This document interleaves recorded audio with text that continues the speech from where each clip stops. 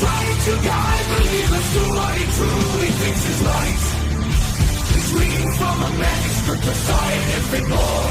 Throw away the record, you don't need it anymore. Dream for sure, the Lord of non-belief. If you can't prove it, no one can get ready for the brief. A dedicated skeptic, we all know what that means. He's lurking in the shadows and crushing all your dreams.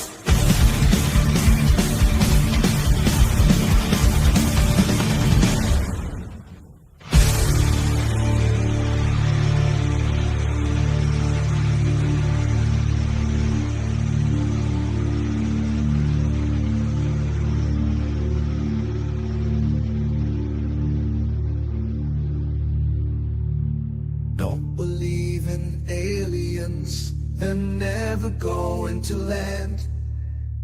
Don't believe in cryptids that leave footprints in the sand. Don't believe in spirits appearing from the dead. The only demons out there are living in your head. Dream crusher, the Lord of non-belief. If you can't prove it, no one can get ready for the brief. A dedicated skeptic, we all know what that means. He's lurking in the shadows and crushing all your dreams. Dream crusher, the Lord of non-belief. If you can't prove it, no one can get ready for the brief. A dedicated skeptic, we all know what that means.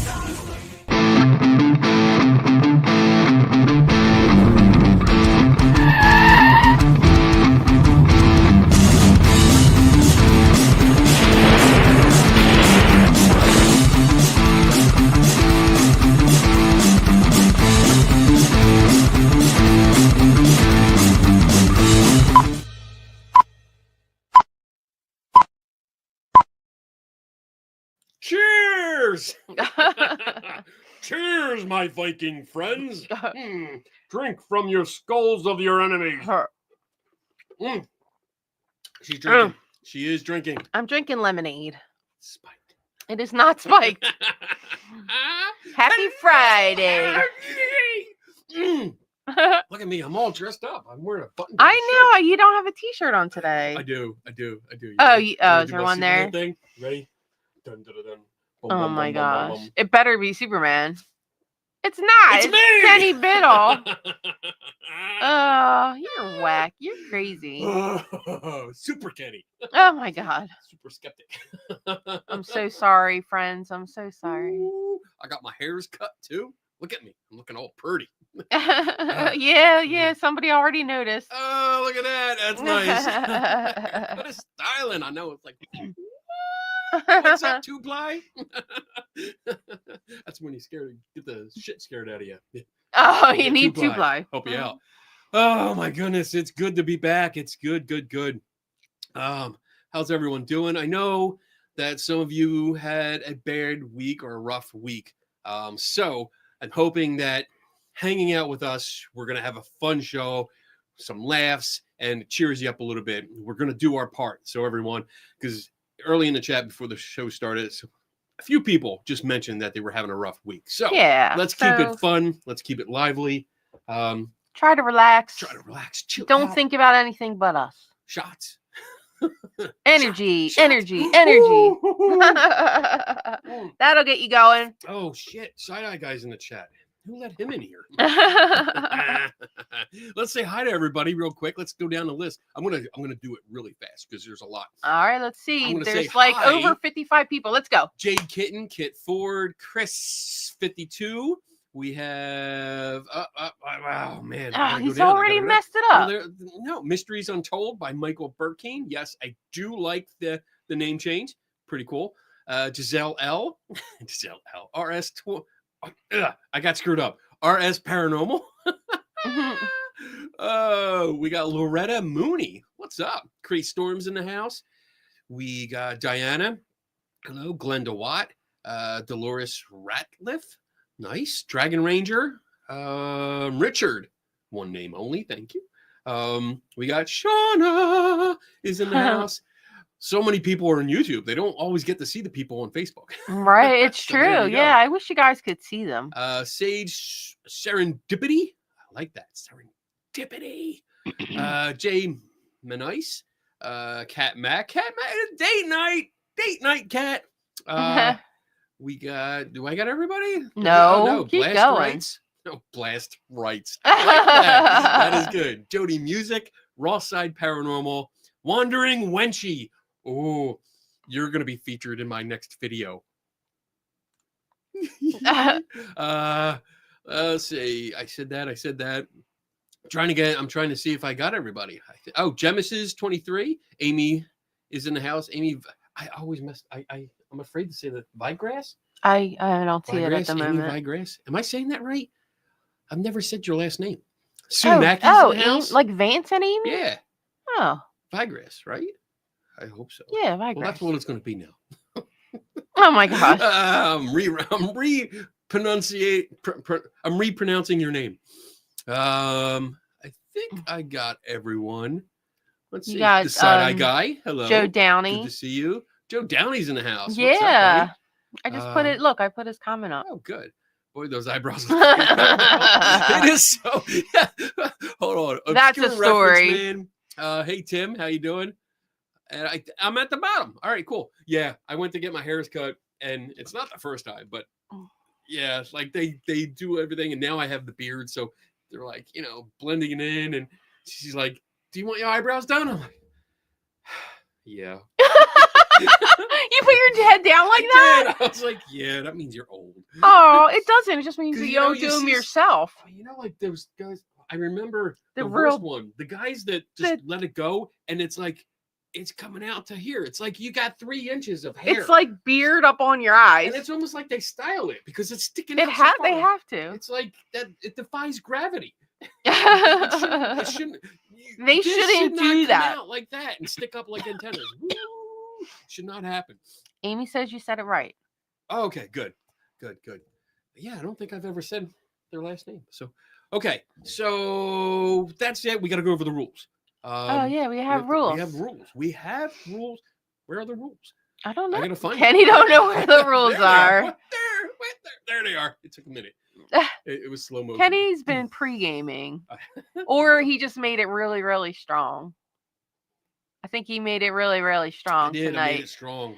and he's already like Because what, when you're a quarter of a way. end of the bottle, Oh, blame it on the and bottle. you're like, "Oh, this is how I usually pour it, but there's not enough for the next pour, so I'll just keep it all in there." Yeah. So, rule number 1: you are welcome to ask questions. Ben Rafford's brown. I know, right? Well, actually, that's his bubble. Remember from his birthday party in Vegas? That's the bubble. I stole it from the big. He had a piñata. So it says, well, actually, right there. Oh, that, yeah. So he had a big piñata that looked like his face. And So this you was got to sticking beat out. his face? So I know, it was so awesome. I wound up. I was like, motherfucker. Oh my god, I've Wait. never. That's funny. So yeah, that was sticking out of it, and I stole it. That's funny. So You just and beat now his it's- face. You I shouldn't do did. that in couples therapy. Just make pinatas of each other. Just like, what's Donna doing in the backyard? would Oh, scare she's me. got the bat. Oh shit. Like a therapist would stop me, like, "Kenny, I need to show you something, and it's only going to be 10 seconds. That's all." It went on for half an hour, and I could see it. I could see like. Here's my bat.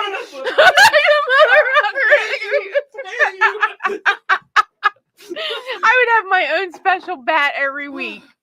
And I'm like, "Yeah, I'm not going home ever again." All right, If you rules. see the bats out, you're in trouble. Rules. Rule number 1. Don't Hide beat the me up. bats. Hide the bats. Don't make a Kenny Biddle pinata. Oh my gosh. Sorry. This is Go going to be ahead. fun. Rule number 1 is that you are welcome to ask questions. That's what this show is about. It's a learning show, especially when we have open mic night, which is tonight. You're welcome to ask questions. Rule number 2 is that, remember, I don't know everything. I try to learn as much as I can, but I don't know it all. And I might tell you I don't know, and that's perfectly okay. That's really good. I will learn more. I'll write it down in my notebook, which I have here. And even a spot. Look, I have a spot for homework right there. Next craft project. All right, Diana's banned from the show. Rule number 3 is that we follow the Patrick Swayze rule here, and that's be nice. You can be in the chat room and you can discuss things. You can disagree. You can discuss topics. You can do your whole agree to disagree thing, which I don't agree with. You can disagree with me on that. But don't devolve into name calling. You shut up, Seg. He didn't call you a name. I need to get a mask. I need to. Oh, I need to put a paper no. mask. I did have a printout once where I printed out his face and I was going to wear it during a show. I think I did. I think one of his shows or somebody else's shows, I jumped in live and I had it taped to my face. Rule number 4 is that if you do have a question for tonight or any night, please do us a favor and put a capital Q in front of it. And that helps Donna pick them out from the rest of the chat and then saves them for later. Rule number 5 is the most beloved rule of the entire show. Drink up. I got it tonight. Cheers. Cheers. Cheers. So, somebody said there's a disparity between the volume tonight. Oh no. What's going on? Who is somebody louder? Who's louder? Because we've been laughing a lot too, so maybe it's just that. There might be. Let me switch back to open mic night. Open mic night. And let's see. Is anyone else having problems with the audio, or is it just us? Because we are laughing a lot, and sometimes I get loud. We finally got Donna's mic working right last time. So, we'll watch the comments and see if anyone else. Bob gets a shout out because Bob, Teach It Forward, damn it, Bob, did a really cool TikTok video, and he was talking. I think I shared. I reshared it on TikTok. I think, but basically he did a video where he's talking about working with a child or student that was deaf, and he's been learning American Sign Language, and he's just talking about how to keep learning and keep teaching what you know and do all that. And at the end, he actually mentions me and says like something about never stop learning, and that's what he learned from me, and it was so awesome. It was so awesome. That's good. That's Donna looks is like louder. My mic's louder than yours. Maybe I'll turn it down a little bit. Yeah, they said I'm a lot louder. All right, we'll see how that goes. I turned it down a little bit, but I can't see too much. Great, we're gonna try it now. We'll see. Okay, I'll try to be quiet. So where was I? All right. So yeah, Bob, thank you so much for that. I appreciate that. Spaghetti's in the house. The house is gone. Say gone. So what I wanted to go over a few things before we get into the questions. So over the last month or so, I have been in conversations, and this is directed at no one in particular because I know at least 1 or 2 people that are in the chat might recognize this. But I've been about 4 or 5 times. I've come across people that have used 2 terms. Well, actually 3, but 2 of them go together. 2 terms where I don't think that they understand what it means, or they're using it incorrectly. And that's being open-minded and closed-minded. These are 2 big things I hear a lot. And I mean, at least for me, I am told constantly that I am a closed-minded cynic. Or closed-minded skeptic, which is not, I mean, that's not how it is. Actually, it's an oxymoron when you say closed-minded skeptic. Hey, Kenny, but I was watching the line on here and you got name dropped. Oh, cool. I hope it was a good name drop. I hope it was good. So you never know. I know. Yeah. But basically, in the context of how it was been used. So, like I said, like 4 or 5 times this last month, someone has approached me either through email or a private message or on a live stream and said that I was not open-minded and that I should be more open-minded. And when I ask, like challenge, like, hey, like what does that mean to you? What do you mean I'm not open-minded? What does that term mean to you? And it usually has something, and I'm going to paraphrase because there's so many people, but basically, like they say, well, you should just believe more, and you should accept more. And that's not what being open-minded is. So being open-minded is defined as willing to consider new information, new ideas, new opinions that are different from your own. And to keep going with that, once you consider them, you fact check them. You make sure that the new information or new opinions have backing, or that have support, have good support, good data to support them, good information to support them, reliable sources. And if the information, the new information or new opinion or new idea has merit and it's valid, then you incorporate it into your worldview and you move on. And that's it. Being closed-minded is the exact opposite. That means you shut down and you're not willing to consider new ideas. You're not willing to listen to new information or consider new information. You're basically cut off. You've made up your mind and that's it. And usually that's what I hear. Like people that's like say, stubborn. Yeah, it's people that say, you know, I don't care what you say, or it doesn't matter what you say. I already know what I know. I already made up my mind. That's being closed-minded. So it's something that I want people to understand, like being skeptical of a skeptical nature. I'm questioning things. We all question things, and we should. But I'm willing to consider new information. That's why I keep going to all these events. You know, when I go on ghost hunts or ghost investigations with people, I'm willing to see what they have to offer, you know, the new information. When new equipment comes out and it's available to me, I'm willing to try it, take it and try it and test it, see what's going on. If someone has a story that they swear is going to convince me and make me a believer, I am willing to listen to them, you know, and consider their new idea. But it doesn't mean that I have to accept it. That's the thing. That's the catch here. You don't have to accept it. You just have to be willing to consider it. And if it, I mean, like I said, if it turns out to be valid, then you accept it into your worldview. If it doesn't turn out to be valid, if you find flaws in it and it just falls short, then you refute it. You just say, no, you know, it doesn't hold value. It's not valid. I'm not going to entertain that anymore. And that's pretty much it. So I wanted to clear that up because so often I'm getting accused of being closed-minded when usually the person that's saying that to me doesn't understand what the term means. So I wanted to just clarify that to everyone as we're doing this show. And then the third term. I know. I can count. Terms. We're on terms. I'm sorry. Yeah. The third term is provenance. And that's provenance. I feel so fancy when I say provenance. Who uses that word?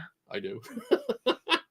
Oh, so you want to explain to people what it means? Well, it's come up. So I'm gonna give you an explanation. It is basically defined as a record of ownership of a work of art or an antique used as a guide to authenticity or quality. It's basically a chain of custody. Like who had it? Who owned this? When you go back and research the history, like who's had this object over the last couple of years and where did it come from? Who created it? Who owned it? How did it pass hands? Who's the author? Yeah. Who's the author of the work? When you're looking into people that, you know, plagiarize things, check out Stevie's last video too, of Truth or Demons. Really, really good. She found somebody that falls into this category. But basically you want to know where things came from. And when we're dealing with alleged haunted objects or any object that's historical value, that has to do with like our kind of investigation or us looking into things, if it's attributed to a certain historical figure or coming from a certain area or certain family or something like that, you want to do your due diligence. You want to look into the history and actually verify it. Ask for documentation. Ask for records. Yeah, I agree. It was a great video from Stevie. Really, I watched it this afternoon and I loved it. But you want to have some records. If somebody's telling you, oh, well, I just know it came from this family, or I just know it came from this person, or this person created it. That's what I heard. That's not good enough. That is not good enough, and you should not accept them at their word. I mean, I don't take anyone at their word. He doesn't. I don't. I mean, I could try to be like explaining something I saw on the news or heard on the news and say, "Oh, they say," and Kenny's like, "Who's they? Who's they?" You didn't expect that? That was a good impression. That's exactly what I do. Like, That's what who's you they? Yeah. What do you mean they? Whatever. Just wait. Watch the news. They. Watch the news. Oh man. So yeah, those are just 3 terms I wanted to go over. Because like I said, it's come up a couple times, and I'm always questioning people. And when I say provenance, most of them don't know what it means. Why? Like, they have no idea. Don't use the word. Most people haven't heard of it before. And then I switched to chain of custody. And, That's better. And they're like, oh. But okay. But then they know what it is. Right. But that's Or not just the actual term for it. I mean, it's a different. You should make sure that they know it. Different genre. But like that's because I did a couple articles that traced like the Titanic mirror that's in Douchebaggins Museum. Like I did a search on the provenance for that and realized it didn't come from where he said it came from. Well, he doesn't do any homework. No, so he doesn't. He just believes what people send him. He's just an asshole. Whoa! Name calling. It's all right. It's my show. He's not in the chat. The rules do not apply. Oh, yeah, they do. All right. So with that, I think I'm done with my soapbox here. I do. Well, before we get to questions. Oh yeah, we have homework. We do have homework. Wait a minute. I'm sorry, I spoke too soon. He wasn't ready. I gotta play it. Wait, here we go. Ready for loud sounds.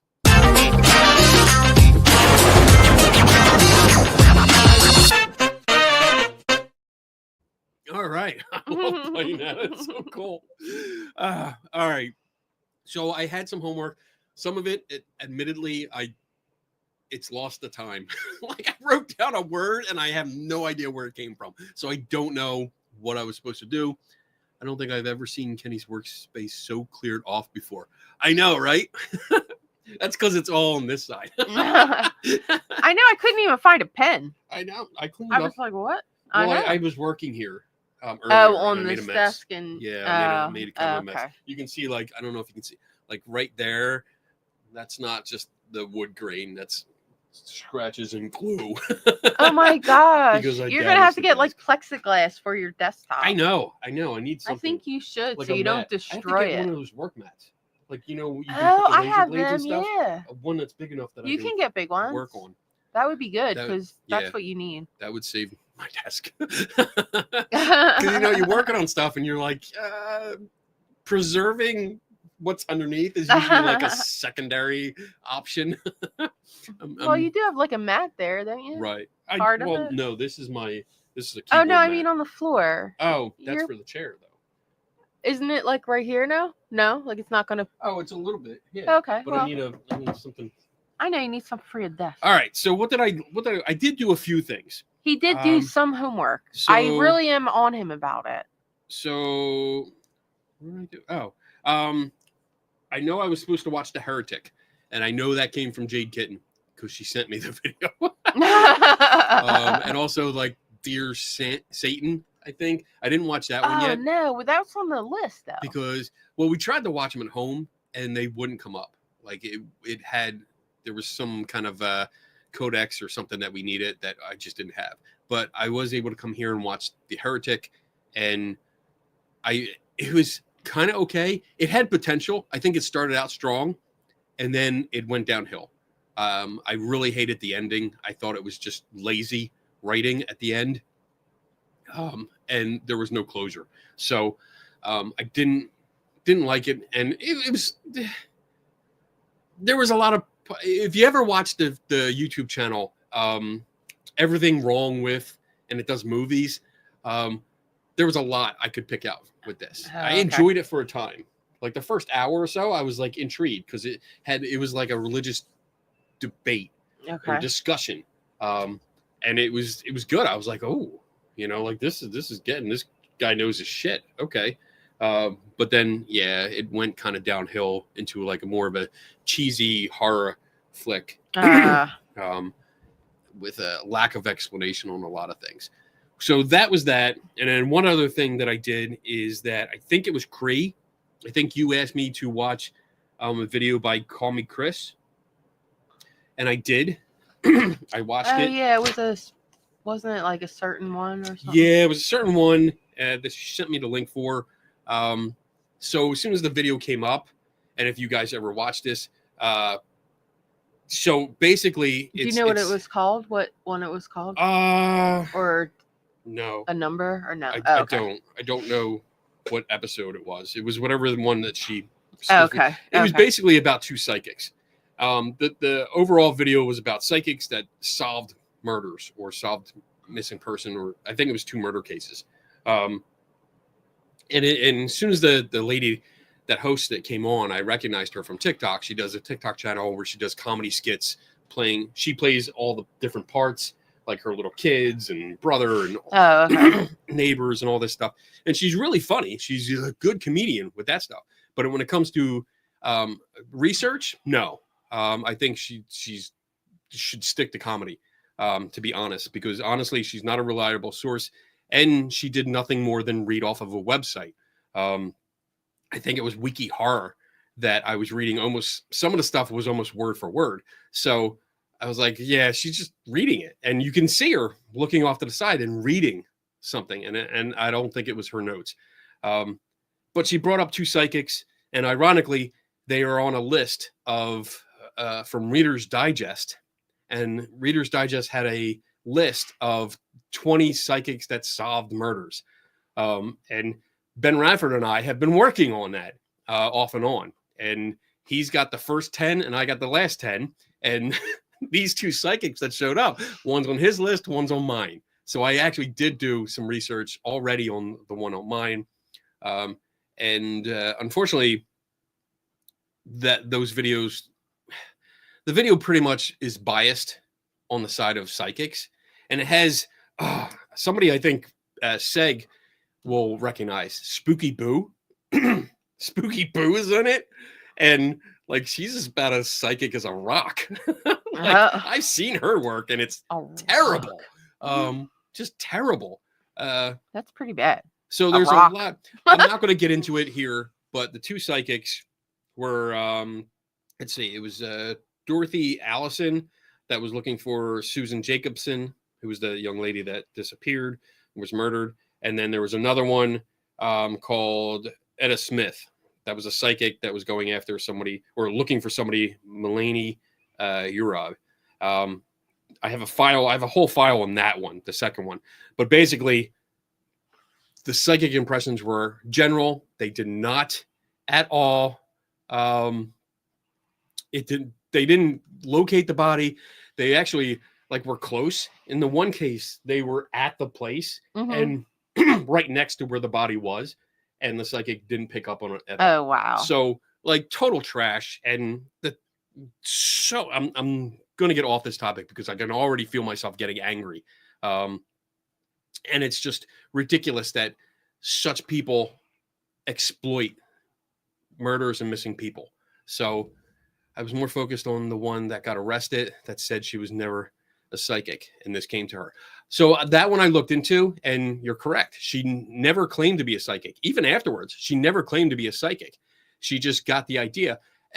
But if you dig deep, and this is the one that I actually did dig deep into, that I have a file on. She lived in the same neighborhood, only a block or 2 away from the person that did it. So the people that murdered the young lady, she lived there.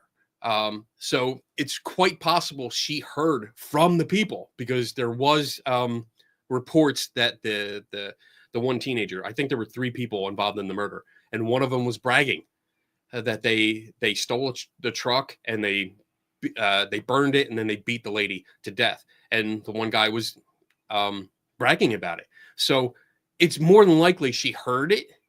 And the best way to turn someone in without turning them in yourself, trying to be protected, not that I heard that they did it or they confessed.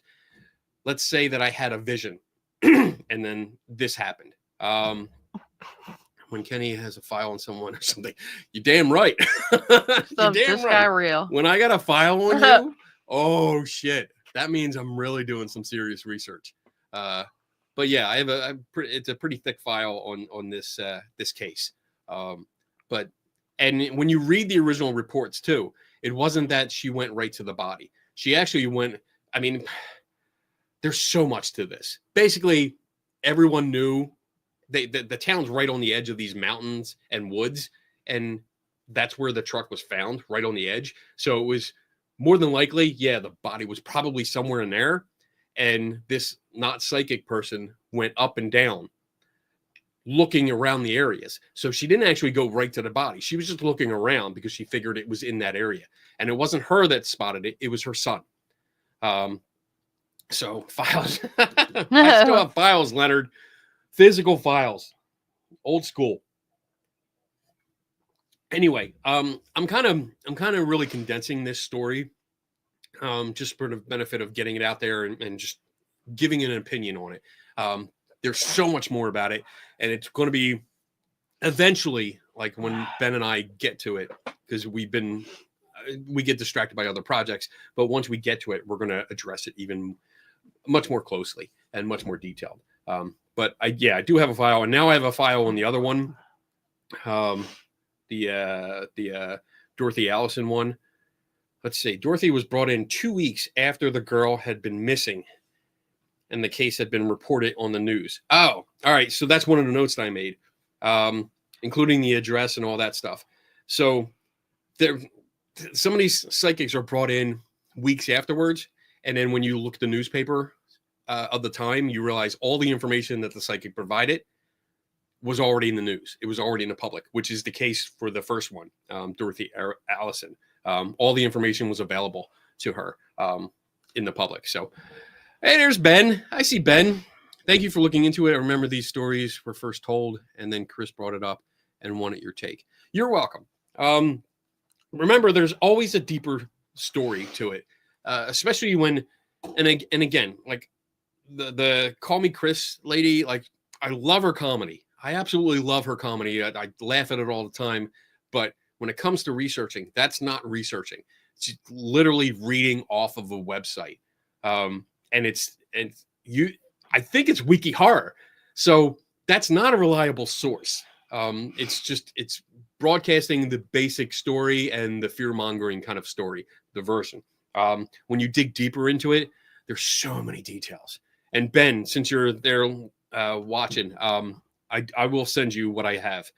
Because I did go into that first case and realized it was on your list. So I'll send you what I already found. Just give you a heads up or a head start on at least that case.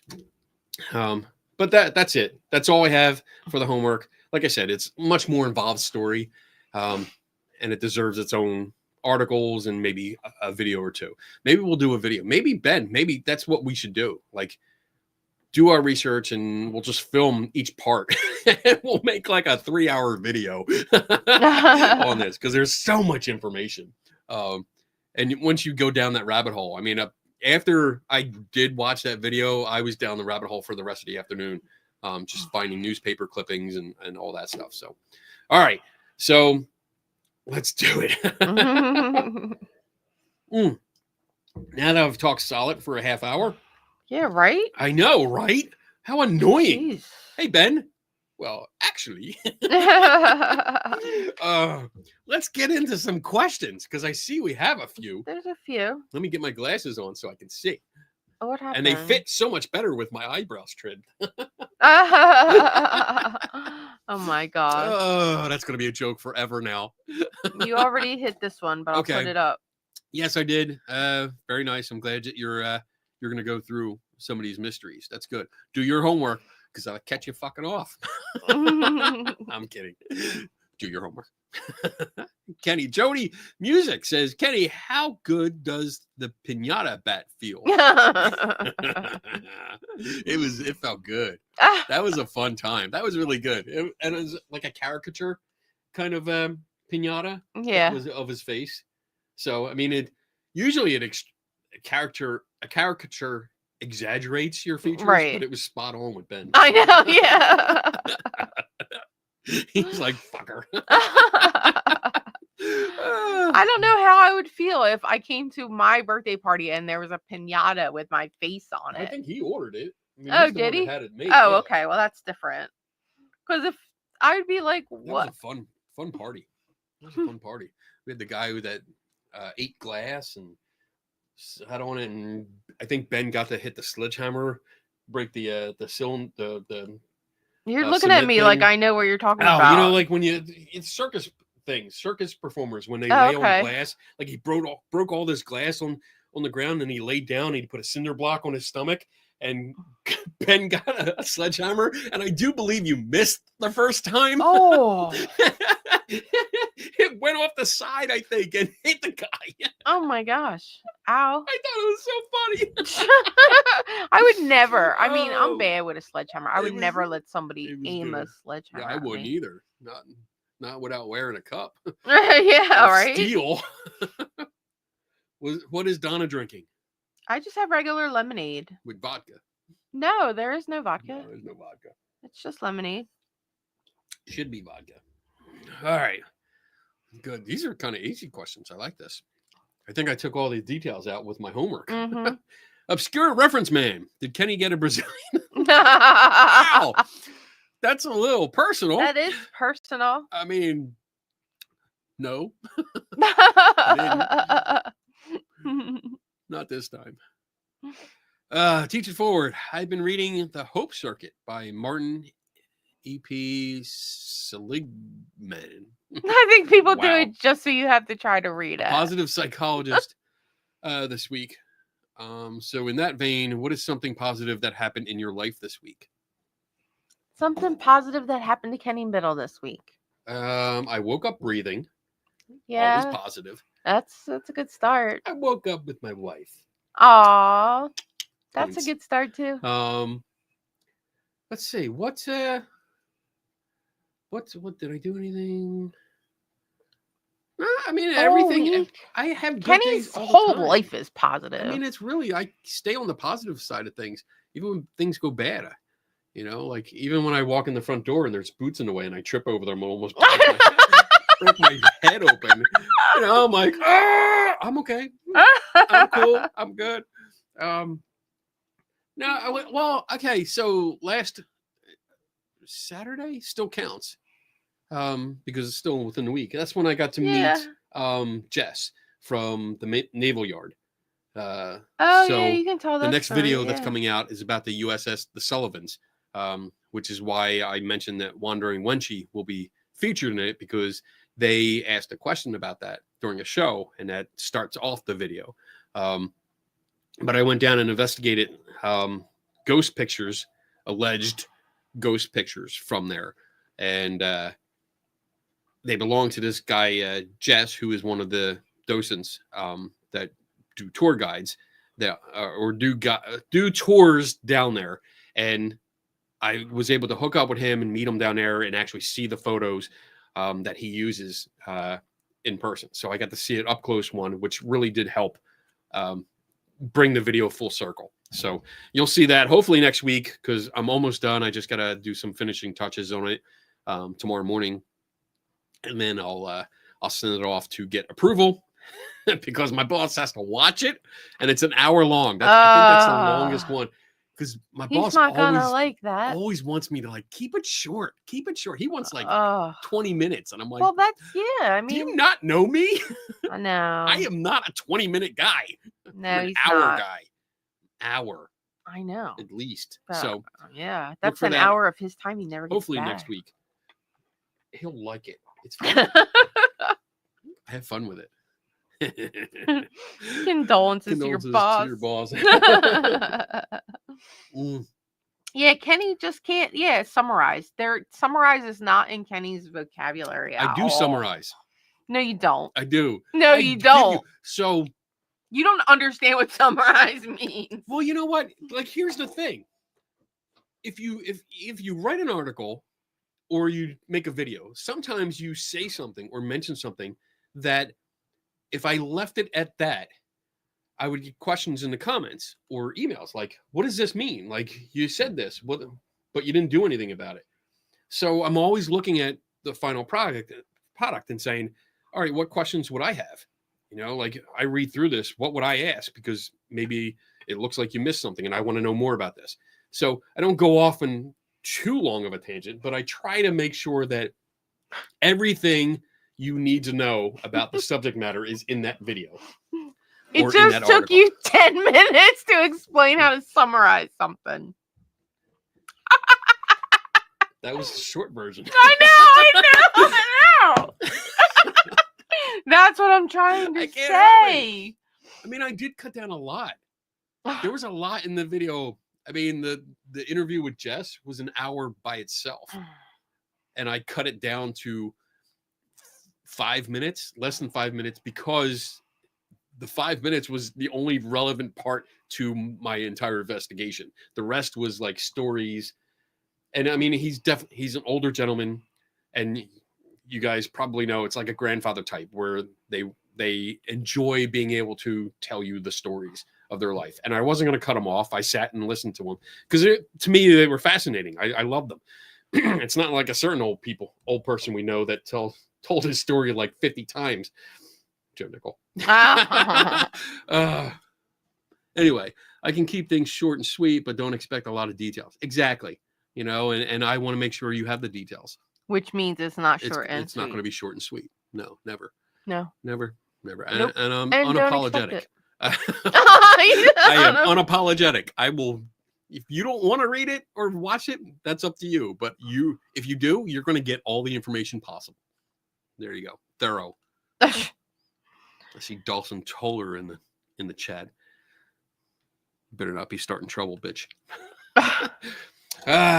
Cree, do you consider the testing you do on equipment scientific? If so, when you don't test multiple devices as well as similar to those devices? So I think you're asking, like, why don't I test similar devices? And to be honest, sometimes I do. Specifically with the REM pod. The REM pod is literally a junior theremin device. And I learned that years ago when I took one apart and realized that it was 80% glue sticks and then only a REM pod or the junior theremin. So once I took that apart and realized what it was, I ordered a junior theremin and put it together so that I could test it side by side and realize it was the same thing. Do I consider it scientific testing? I think I do. I mean, I write down everything. I document everything that I do. I write down the test. I change one variable at a time when I am testing it. I don't change everything or environment or something. Like I will keep a device in an area and then change certain variables as I go to see what would have an effect, or if that one variable is location. So I will move it from place to place to see if there's a change. So these are the guidelines that you use to test something in a more scientific approach. So when it comes to multiple devices, sometimes there's not. Like if you don't always have to test multiple devices. I mean, you should. Granted, you should. But given the fact that a lot of these things are expensive and I can only afford one, I can only test that one. If I could get, like, for instance, the yes, no box that we just did a show on, I would love to have 5 or 6 of them side by side. But I don't think it's necessary, because once we took it apart to see what was inside and realized that there were no freaking sensors in it, and I'm not, that emphasis isn't towards you, Craig. It's towards the person that made the device. Once we learned that there were no sensors in it when it was advertised as having sensors in it, then testing multiple devices is irrelevant, because the claim is false by default. You know, as soon as you opened it up and realized there were parts missing, it's irrelevant.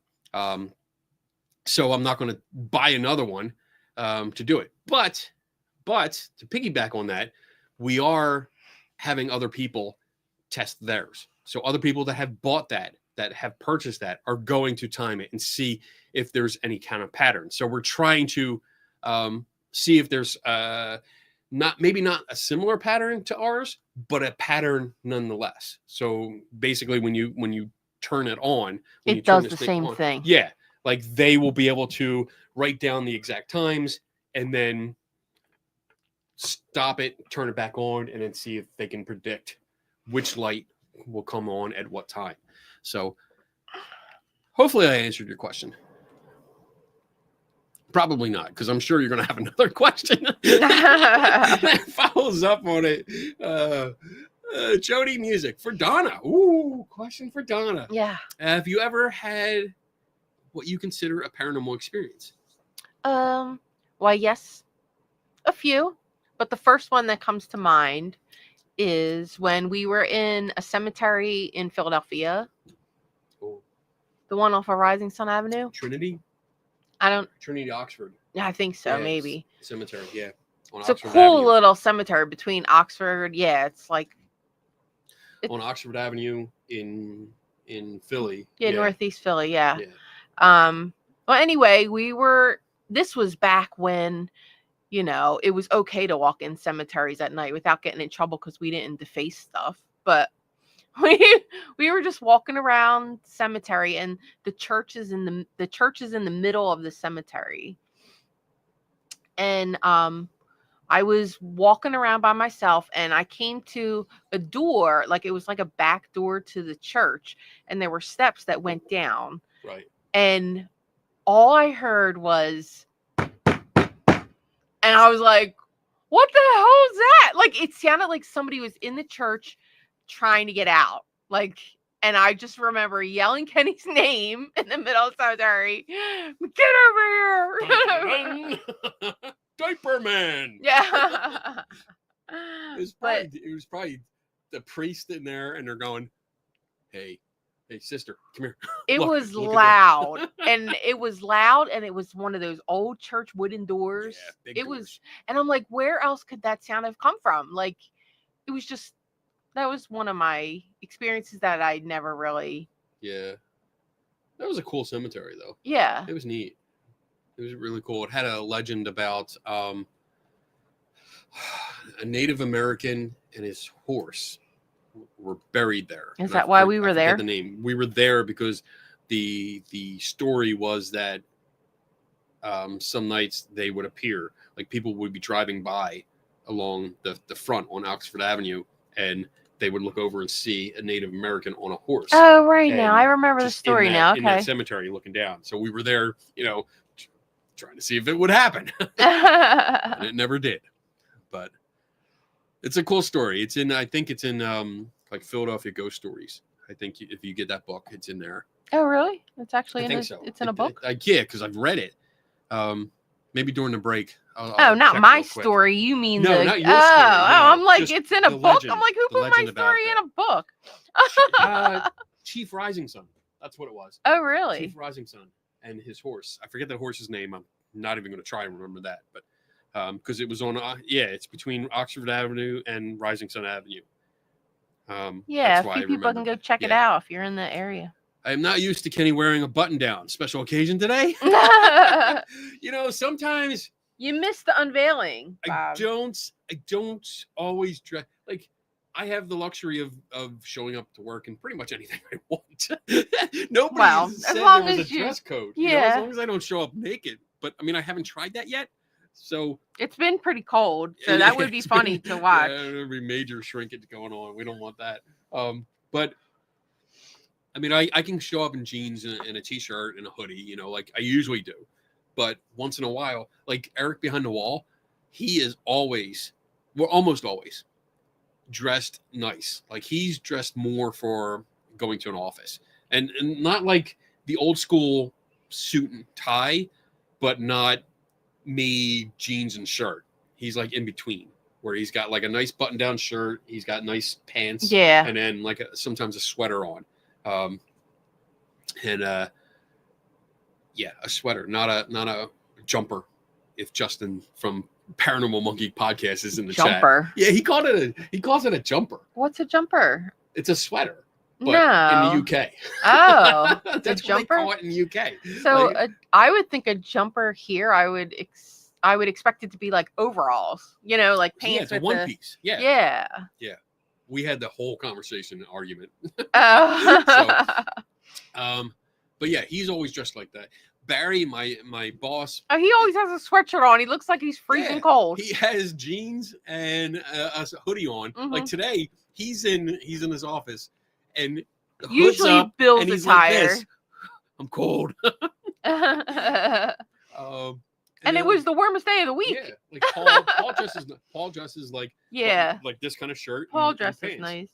you know, or jeans. And your boss dresses But nice. usually, once in a while, I like to come in and look, kind of nice. I mean, I have these kind of shirts, and I mean, I like wearing them once in a while. Well, they're nice and warm. It's not a t-shirt. Yeah, I mean, I have a t-shirt underneath just in case, but like I like looking nice once in a while. But and actually, it depends on if I know there's going to be a visitor.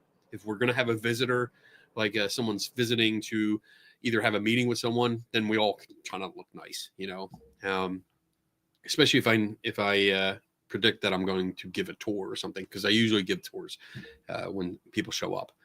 Chris 52 knows that. I took them for a tour. It was fun. I thought Ben was your boss. Ha ha ha! No. No. He's my editor. So he is. He's a deputy editor. I think that's still your title, Ben. Deputy editor for Skeptical Inquirer magazine. So when I write articles, I send them to him, and he usually fixes it so I sound smarter. For the most part, I've gotten thanks. I mean, I got to give him credit. Thanks to him, my writing has improved over the years. So he used to have to edit a lot and really try to make it legible. Now I don't think it's as much. Usually within like a half hour, he'll send it back to me and said, all right, it's fixed. Here it is. So that's not a lot of editing. So, but no, he's not. He's my colleague, not my. That's right? Colleague, not boss. Yeah. Coworker. Yeah. Colleague. A colleague is a coworker. Okay. It's fact checking right there. In action. Teach it forward. Statement, Donna, that cemetery is a few blocks away from where I lived in Philly. I know well. Yeah. It's a cool cemetery in the middle of the city. It's a nice one. We found that like that was the one where some of the headstones were leaning up against, and some were incorporated into the church because they didn't. The story I got was that they built the church after the cemetery was already there, and they moved some of the graves. But some of them where they built the walls, like right where the headstone was, they just built the wall on top and around it. So it's embedded into the wall. So whether they actually moved the bodies or not, I don't know. I've done enough stories over the years where like bodies weren't moved, which is sad. But all right. We're like killing this first hour. That's what happens when I talk a lot. RS Paranormal. What does the RS stand for? Just curious. Kenny, did you get a video of a dog crate opening? What are your take on what? Wait, Kenny, did you get a video of a dog crate? Oh, yes, I did. There was a moment of confusion there, as you saw. Explain what that was. So, I think Joe Vitale, Joe frickin' Vitale, he's sent it in to the me. chat. Hey, Joe. I think he shared it with me, so I got to see it, and yeah, my thoughts were. So it's like a bedroom, and you see the bed in one side of the shot, and then there's crates. There's two. It looks like there's two crates, dog crates that are off like this side, but you don't see the whole crate. One is blocking the other. It's the one that's blocked that has the door open. So like our crate, that's like the fencing kind of material. The door is open, and you can see the door, but it's blocked here. So it closes, but you can't see if something grabs it and closes the door. Okay. Because of the bed? Yeah. Well, no, because the other crate that's in front of it. Oh, so the camera's low. I mean, it's not positioned well. But apparently there was other pictures that we saw different angles, and we could see that it's blocked. Both are open. Both are open. Okay, but the one we can't see the opening. We can see the door, but only part of the door actually. And we can't see what's behind it. We can't see off to the side. So just the video that I saw there, I mean, it could easily be someone standing off camera and just pulled it. Right. Or there could be a dog in something. there that just is being quiet and kind of just went and closed its own door. But yeah, according to just by the video that I saw, it could be just somebody standing there and, or off to the side, like sitting on the floor and just reached over and closed it, by the part of the door that we can't see. So that's all I know. Hey there. But yeah, that's all I could give you because I don't have any other information there. I didn't see a second angle. But it's not a good video, to be honest. I mean, there's too much hidden and the camera is way too low. It needs to be up higher and have a wider field of view before you can consider it like anything good. So you want to do one more? Yeah, let's do one more. Well, yeah, one more, hopefully a quick one, and then we'll do a trivia question. Oh no, let's do the trivia then, because these aren't going to be. You can't be. The boss says we're doing a trivia question, so we're doing a trivia question. We're going to do a giveaway for 2 books. I can't show you one of them. Well, for the first 2 people, or are we just giving one away? You want to? Well, yeah, we can do a winner and a runner-up. Yeah, that's what I mean. Okay, because we have 2 things. So the first 2 people, they get the right answer. Okay. So listen to Donna, because she's going to ask you a question. First it's 2 one of these people, skeptical inquirers. Get your fingers ready, and then we're going to go to break. So Open you'll Google. have plenty of time to get your answers in and do your research, because you're going to have to research this one. So are you ready? Hold on a second. Just real quick. Just for this comment, unfortunately, I can only go by the video. So the very short video that I was provided, we can't determine that no one was there. So that's like, I don't know if the owners tell you that or what, but by the video alone, we can't verify this. So I just wanted to make that comment. All right. So go ahead. Okay. Trivia. You ready? Got your fingers ready? You're going to need them. What year did PsyCop go and investigate Psy claims in China for the first time? Go. Okay. So what year did PsyCop go and investigate Psy claims in China the first time? All right. And the answer is not always Jesus. Jeffrey. No, the answer is always Jesus. Okay. All right. All right, guys. Break time. We'll see you back here in 4 minutes and 9 seconds from now.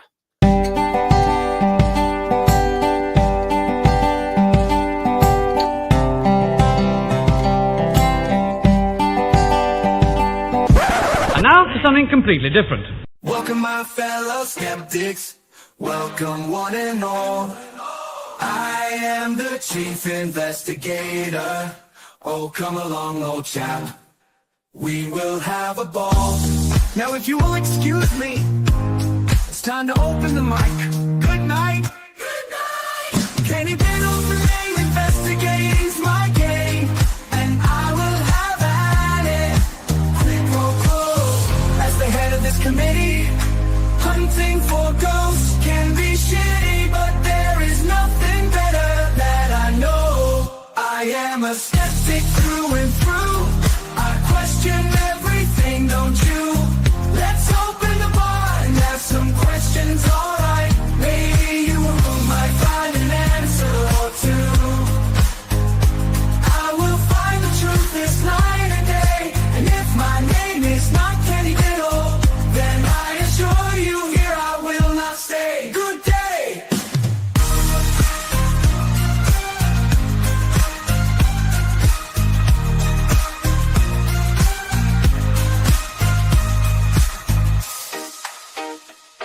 Kenny Biddle's the name, goes hunting's the game. I won't let anything get in my way. Too many fakers out there, too many chefs, too many toe tappers, none of it makes any sense.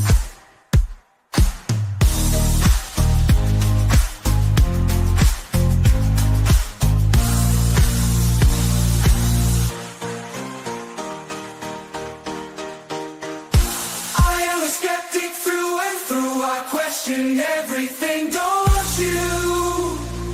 Let's open the bar and ask some questions, alright. Maybe you might find an answer or two. Who knows? There may be ghosts in the machine, but trust me, I am not so keen. I prefer to see these things clearly, not in 144p. I am a skeptic through and through. I question everything, don't you? If you don't think I am right, let's open mic night. Yeah, yeah.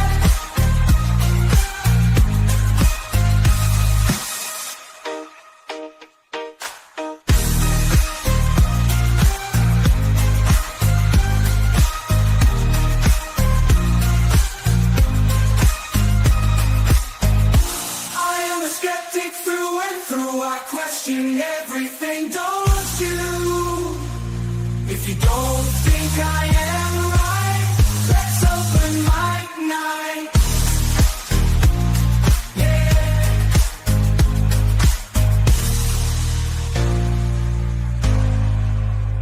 If you have an answer or two, let Kenny Biddle solve it for you. Let Kenny Biddle solve it for you. The one and only Kenny Biddle. Kenny Biddle. Kenny Biddle.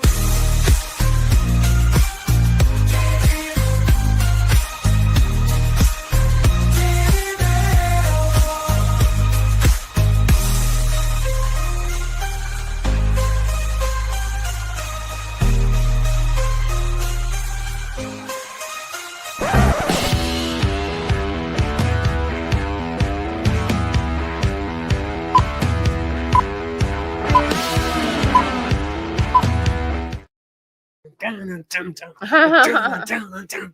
Oh, guys, if you could hear him sing his own song. I'm a skeptic through and through. Question everything, don't you? Okay, you can stop now. So terrible. Oh my God, So bad. that was really It's better when I drink. drink more energy. You need to drink the whole fucking bottle. Then it might be tolerated. All right. Oh my So God, I love you guys. trivia. Trivia. What year did I'm sorry. Psycop go and investigate Psy claims in China for the first time? The answer is 1988. Yes. And So, who won? John Michael. You are going to receive a copy, which I'll give to you myself. I'm not going to mail it. I'm going to give it to you myself. Oh, when why I will you see him? Yeah, he's coming to the Hanover Tavern Paracon that I'm going to be in Virginia. He's Oh, come in to- January. So you are Oh, on good. there, John without an H. John with an H1, and You are, and the runner-up the runner-up was is Devon Zipper. so Devon. I don't Should know. be Devon. Devon. Zipper. I like Devon. Sounds more French. Devon stripper. His name wasn't Zipper. Stripper. So you are going to get a copy. Hopefully you like this. Sky is Not the Limit by Neil deGrasse Tyson. So it's from my personal collection. So there you go. That'll be on your way. Both you guys. Well, like I said, John, I'll just bring it with me. Devon is fine. Devon. Awesome. Devon, I think you've sent me your address, but send it to me again, please. At the email address that's going to pop up on the screen Right now. There we go. That was excellent timing, Don. I was good at it. That was good. I I'm know. impressed. Thanks. Okay. Thanks. Kenny, what is a psychop? What is a psychop? So, psychop, which is actually spelled CSI, cop. That was the. Oh my God! Let me see if I can remember this. So the Committee for Skeptical Inquiry into Claims of the Paranormal. That's what it was. That was the original name for our organization when we started in '76, and I honestly love the name better. I think the name is better than CSI because that's what we have now. We changed it to Committee for Skeptical Inquiry. I forget exactly when. I'm sure if Obscure Reference Man is in the chat, he knows exactly when we did that. But we changed it. I do miss Psychop. I think it was better. You mean the name was better? The name was better. Yeah, I think the name was better. Yes, having to say it all out was good. But like I love being able to say like, "Who are you with, Psychop?" And it goes with my badge. Ooh.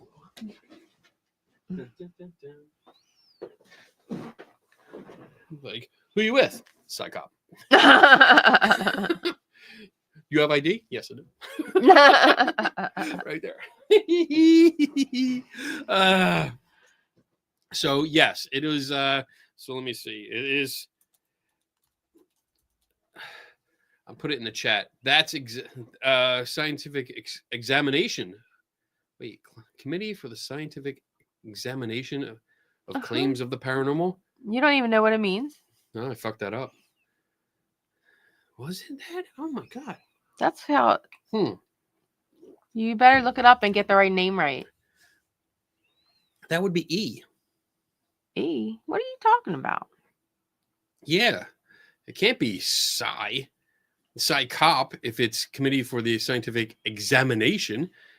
Examination was an E. Thank you, Tim. There you go. Scientific investigation. Okay. Of claims of the paranormal. Don't worry about what you said. It was wrong. Donna's like, don't worry about it. Just move on. Stop stalling. Look, Leonard's like, that's not correct. Oh, so I was not. Okay. I'm glad I'm not the only one. I was like, wait a minute. I'm doubting my sanity here. Like, wait a minute. That's an E. It's all right, Tim. I blame the alcohol. He doesn't drink, though. Yeah. What are you going to blame it on, Tim? We blame it on the alcohol anyway. Too much sugar? Too much good times. What do you think of the UAP's information supposedly coming? How can you answer that question if the information's not coming yet? I don't know. I mean, it's like we'll wait and see what they say. Like, coming from who? That's the problem. Like, who's it coming from?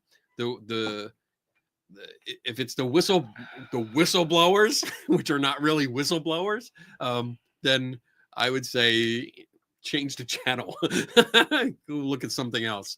But I have no idea. I mean, weren't we supposed to have an invasion like weeks ago? We were supposed to have some kind of alien invasion or something that never happened. Oh, I don't know. December 8th or something like that, I think. I didn't even hear that. Yeah, I heard about it. I was waiting for it. Oh. It didn't happen though. Luckily, I had my phone, so I was watching like TikTok videos, which is going away tomorrow, apparently. No or more. 19th, right? Yeah. No more. Tomorrow I gotta save all my videos off of there. And that leads right into this. Oh, cool. To everyone who has volunteered to help me with debunking psychics, mediums, and the like on TikTok, that is on hold right now until we find what is happening with the platform. I do not want to waste anyone's time. I will let you know if I restart debunking. I would just move over to a different platform, like YouTube or Facebook, because you have Facebook Reels and YouTube Shorts. Just move over to them and continue on with what you're doing. Don't take a hiatus if you don't have to. Keep it going, because once you take that hiatus, it might be harder to get back into it. Just move right over. Keep making your videos, upload them to YouTube, and then we'll share them with me. I'll share them out. We'll get them out there. But keep doing it, because we need more good information like that. And if that platform, is, as far as we know, it's gone on the 19th. Right. So we watched the news tonight. Yeah. And it's confusing, because according to the ban, you will not be able to download the app anywhere. This is what Cat Mac just said. Yeah. So if you already have it, you can continue to post. So it's not completely banned. It's just you won't be able to download it if you haven't downloaded the app already. So, I mean, I'm still gonna save all my videos just in case. Yeah, you don't want to lose them, and I need them anyway. YouTube Shorts, yeah, YouTube has short videos. I've done a couple where I've literally taken my TikTok videos and just put them on TikTok or put them on YouTube and put them out as shorts. So I would look into that and see what you can do, because I think that's a more stable platform. It's not going anywhere, and there's a lot out there. I'm addicted to reels and shorts. I mean, I watch them too, and it's the same thing as, I mean, it's the basic TikTok principle or what is that TikTok cookie cutter thing, where once you get onto a reel or a short, because they're the same thing, it's the same freaking concept, and it just, you know, I start flipping through them, and like I realize, oh shit, an hour is going by, and I've been doing nothing but watching stupid people do stupid shit. That's how I feel about TikTok sometimes. I mean, I like TikTok, but you get lost on TikTok.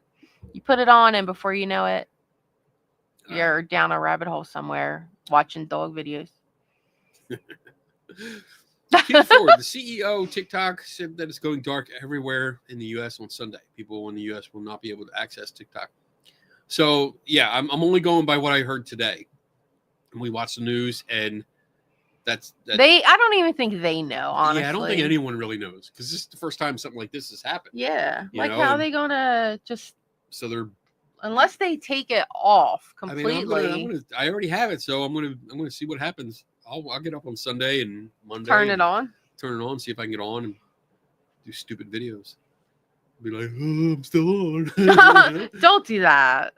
No, don't do that. That would just be no. Flip the bird to the old white people in power that are like, oh, you can't do that. Mysteries Untold. Michael Burkeen. When I get to covering the so-called hauntings in New York, I may contact you about some locations and claims. Yeah, that'll be all right. That's fine. I'm getting through them too. I mean, we did the there's a cemetery, Doodlebug Cemetery. I think I did something on it. I've taken it. Who did I take there? Did you go with us? That little cemetery that's out in the middle of nowhere? I took Daniel Reed there. Daniel I took there. But there was a cemetery that had a good story with it that I visited. That's a while ago. The Hinsdale House I've been to a couple times, which is, I like going there. I love the owner. I think the owner is really, really nice guy. He lets me keep coming back. So, yeah, that's always a positive in my book. And then, I mean, the first real investigation I've done, well, no, the Hinsdale House was the first real one I've done in New York since I've been here. No, I wasn't even living here when I did that. The first one I've done since living here would be the USS the Sullivans, which I learned by the interview was the first ship ever in history with the word "the" in the title. Really? USS the Sullivans was the first one ever with "the" in the title. Really cool. There you go. The first Fun little fact. tidbit you didn't know. Ooh, Now you do. Peek. So, all right, what else we got? We're doing good. We got 86 people, 87 people in the chat. We're doing pretty good. Yeah, we're gonna cut off questions soon. Giving you heads up before the banner goes. But hour 3. I know you want hour 3, and you'll probably get it, but you're not gonna get too much of it. Yay! Any updates with the Epic box? Get your questions in. Honestly, nothing. Since the show that we did for 3TS kind of stopped. It's sitting right here. I think I have to send it off to Daniel.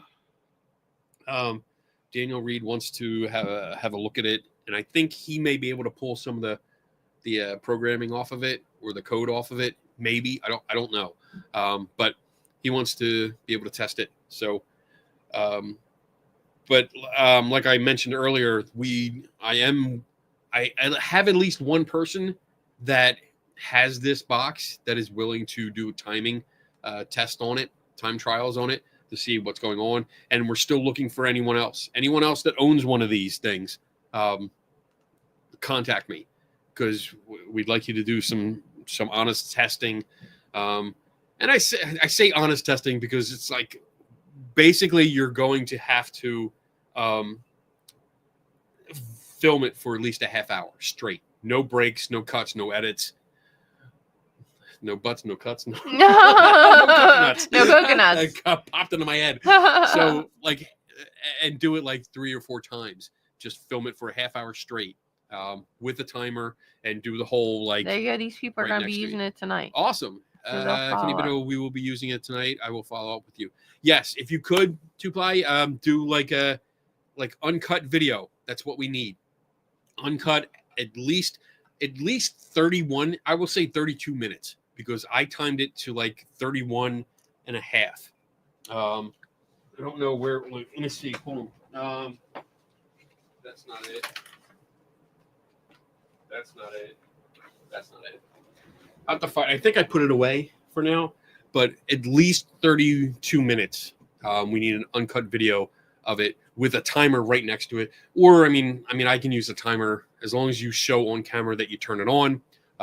Something like we're turning it on there and have it on camera the whole time. That way we can time it ourselves and just get an idea.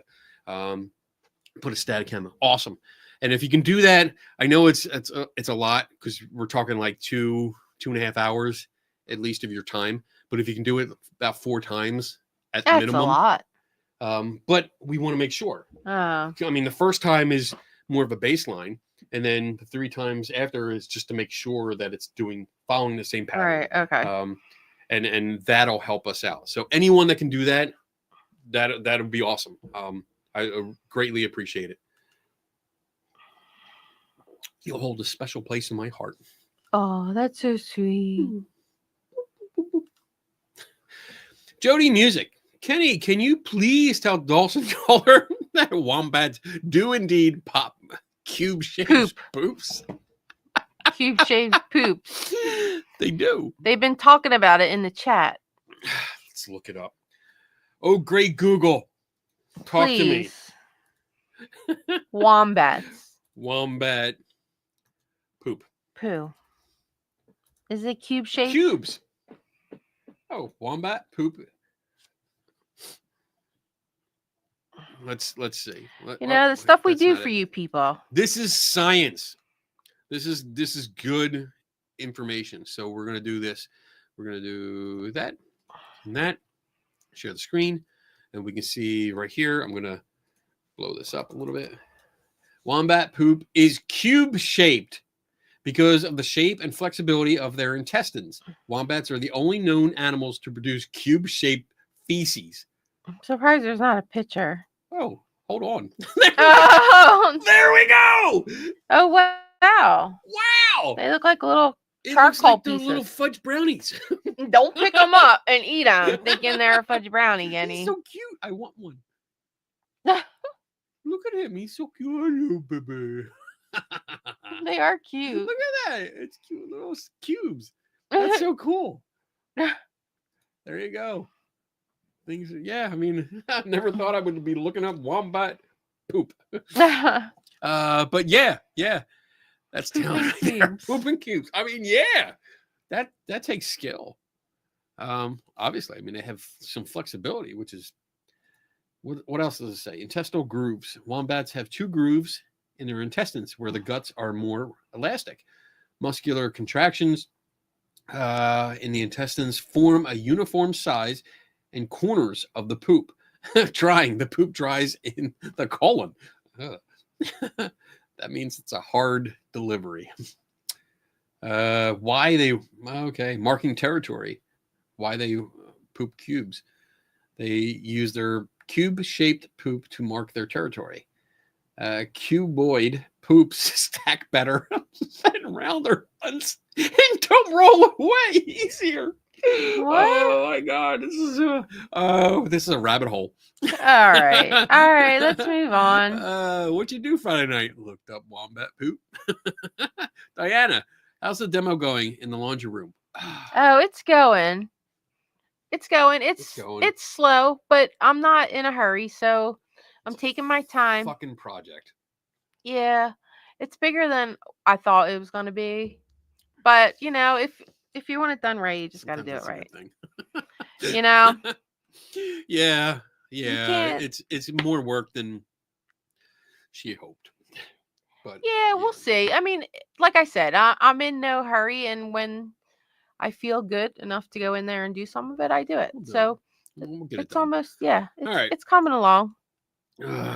Cree Storm, I'm not dogging what you do by any means, but I watched the epic and listened, but you only did one box. What if the box is flawed? Then there are small circle ones that only do yes or no.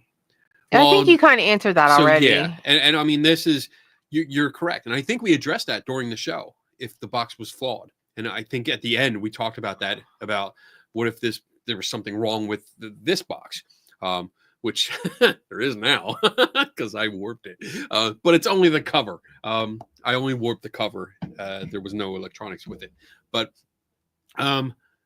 so yeah, like like I said, we can get more of these. Well, other people that have it, we can enlist them to help out, which we have done. We're getting people that are volunteering now, which is great. But when it comes to something else, like you're talking about a small circles that are only do yes, no. Well, we'd have to start over with those because it's not the same components. So I'm not going to compare a different component with this one because I need to test that one to see. I need to open it up and see what's in that.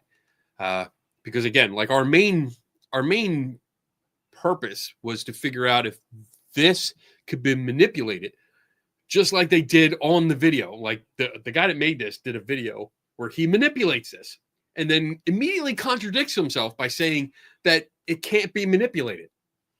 I don't get. But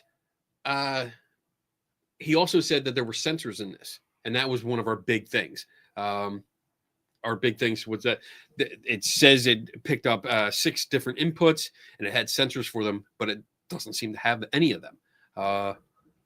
Let's see, the objectively isn't powerful enough to do with the claims. Yeah, John really did a deep dive in this, like a 12-page deep dive into this, and explained everything. Like John without an H. Would you be okay if I posted that report? Would you be all right with that? Let me know. Because that would be beneficial, I think, to everyone that's curious about it. Yes, and that's why I was curious as to why you wouldn't look into other types yes-no devices. They look really freaking cheap. Well, that's the problem. They quality-wise, they look cheap because they are, to be honest. Every one that I've come across has been cheap. Every ghost hunting gadget I've come across and have been able to hold in my hand is cheap. It's usually no more than like $20-$25 worth of parts in there. But in order to get a hold of one, they're usually like 150 or more. And I mean, I can usually get 1 or 2 once in a while because it fits in with what I'm doing, but I don't want to spend a lot of money on these devices because, one, there's no consumer reports, there's no product testing beforehand. There's nothing to say. Like, they put this thing out and there's no data to back up what they claim this can do. So I really don't want to waste my time. I don't want to waste my time or money on this because there's no data to back it up. Plus, when I did question the owner, he blocked me. So fuck that guy. 1, and 2, like, that's not a proper response. That's not a professional response. That's an immature response to somebody. And that's also someone that wants to hide something. So I'm not going to spend money on these kind of gadgets when there's no data just to back it up. If someone puts out some good reports and it's interesting data, then by all means, yeah, I'll spend the money. I'll get one. But until that happens, which it hasn't done. Seriously? Seriously? I'm sorry. I want to turn your mic off again. Again? Go back to the old mic. I'm going to plug it into the other port. Oh, yeah, so they can't hear me. Totally fine. Do what you want with the port. Awesome. That's cool. And so then I'll put that out. somebody was interested in it. Would love to see the report. All right. Yeah, I will. Let's see. I got to figure out how I can do that. I don't know if we can you post documents onto YouTube in the community? I don't know if you can or not. I might have to I do have a WordPress site, so maybe I'll publish it on there, and that way I can share the link with everyone, and it'll be much easier. So I'll have to look that up because I haven't used that in a long time. So, well, that's good. That's good. Don't be laughing at Donna. I'll vicar you, Vickers. Oh yeah, okay. Kenny, question, please. Can you take a look into a UK haunting? It's known as Kitty J's grave. Fresh flowers show up every day. I mean, there's probably somebody putting them there. Yeah, unless you're gonna be there all day long. How would I you mean, know? that's the kind of thing. I'm not going to be able to look into it too deep, because if it happens every morning, the best thing to do is to actually go there and set up a camera. Or, you know, like have some kind of camera set up somewhere where you can monitor what's going on and watch to see if somebody walks up or if the flowers just magically appear. Wait, what? Bring that Oh, back up. relax. I think I still have it. Dun, Kitty dun, dun. J's grave. There you go. Kitty, because I'm putting it under Kitty J's grave. And it's a UK haunting, so it's in the UK. UK. Okay. UK haunting. Is that a haunting? Can we I call don't that a know. I haunting? mean, don't people think could. so. I mean, there's a lot of people that go to grave sites every day, and Just put flowers down. I mean, I don't yeah. know if I would consider that a haunting. It's something unusual, but I would also. I mean, yeah. I mean, I'll take a look. I'll take a look. Oh, here That's a he deep says dive. that the camera always has- fail. There's a camera. Who controls the camera? Tim Vickers is in for a road trip. Road trip to the UK. That'll get us there. Yeah, I gotta call my boss.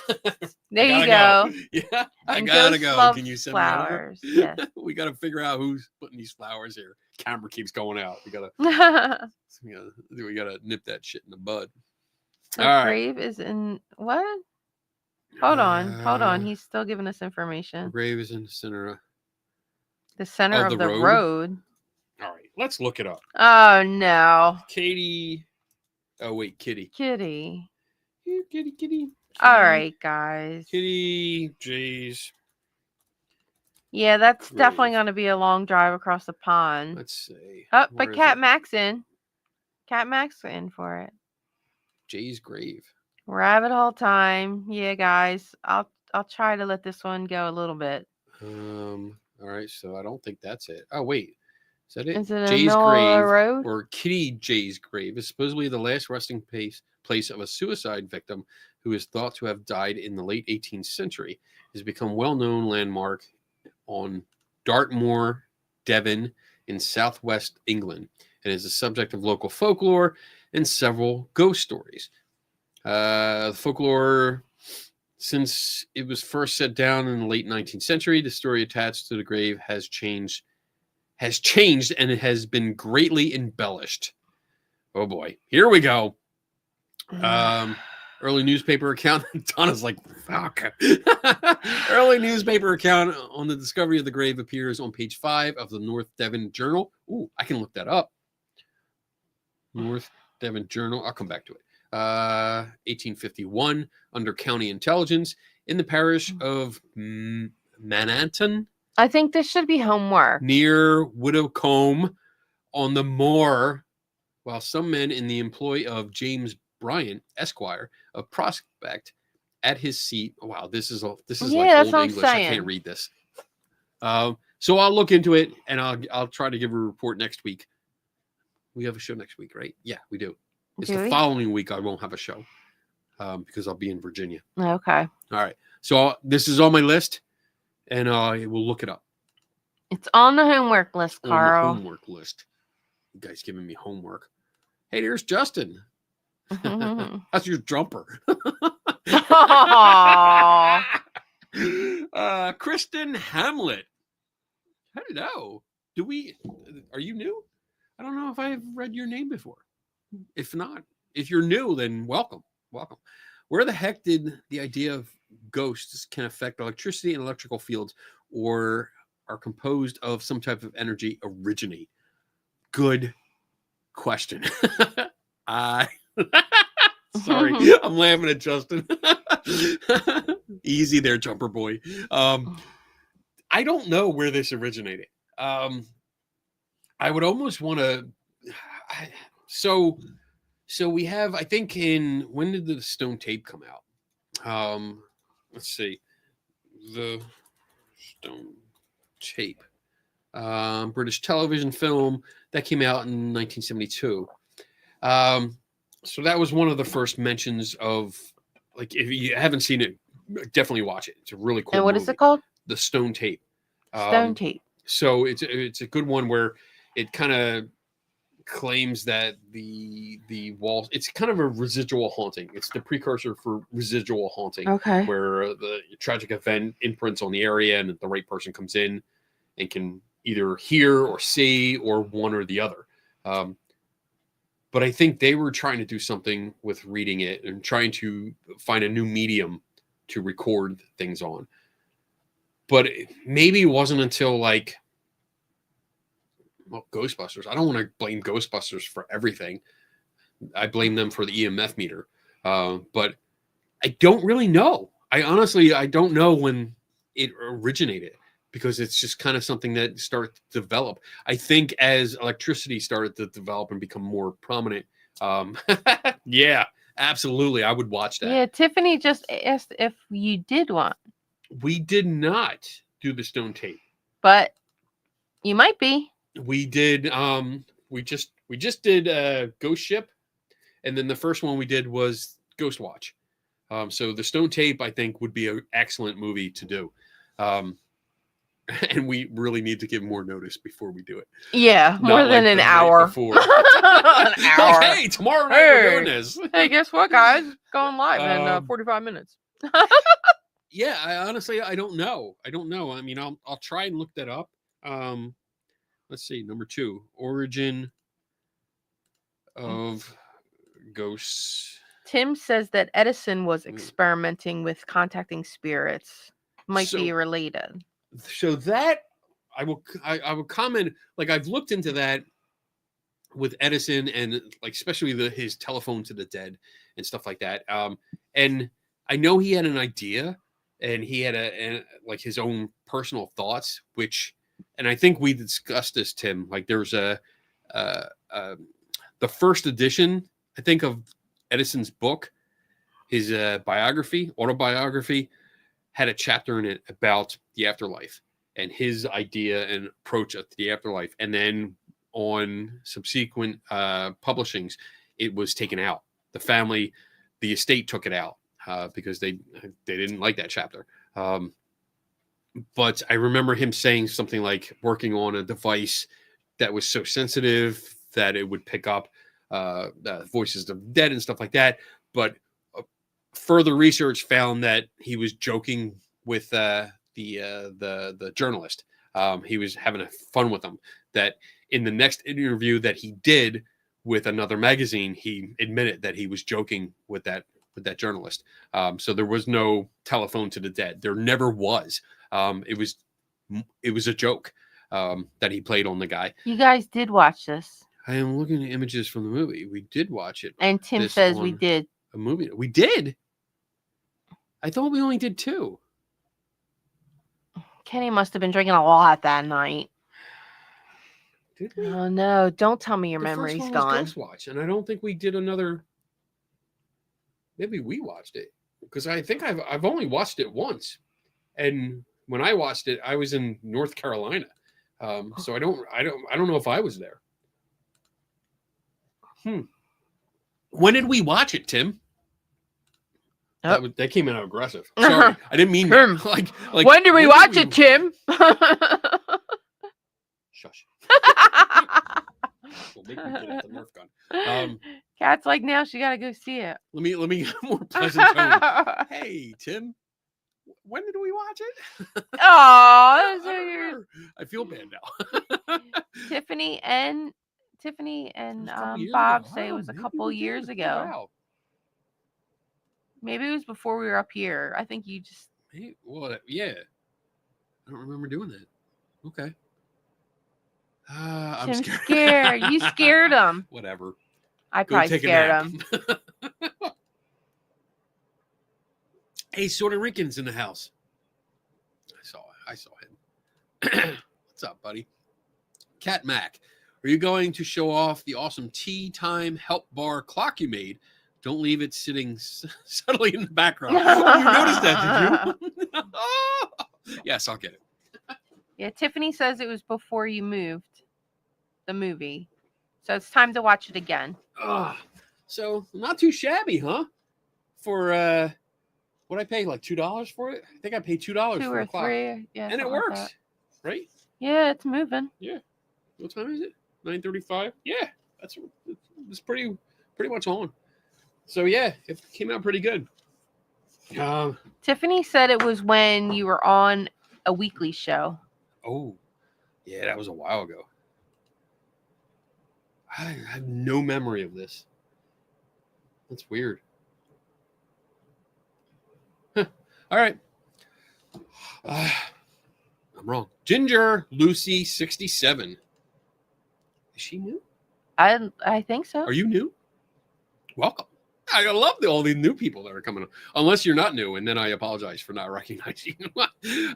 Current studies say a lot of paranormal phenomena has no conclusive evidence, as a lot of experiments can't be replicated. How can we adapt and continue investigations with this barrier?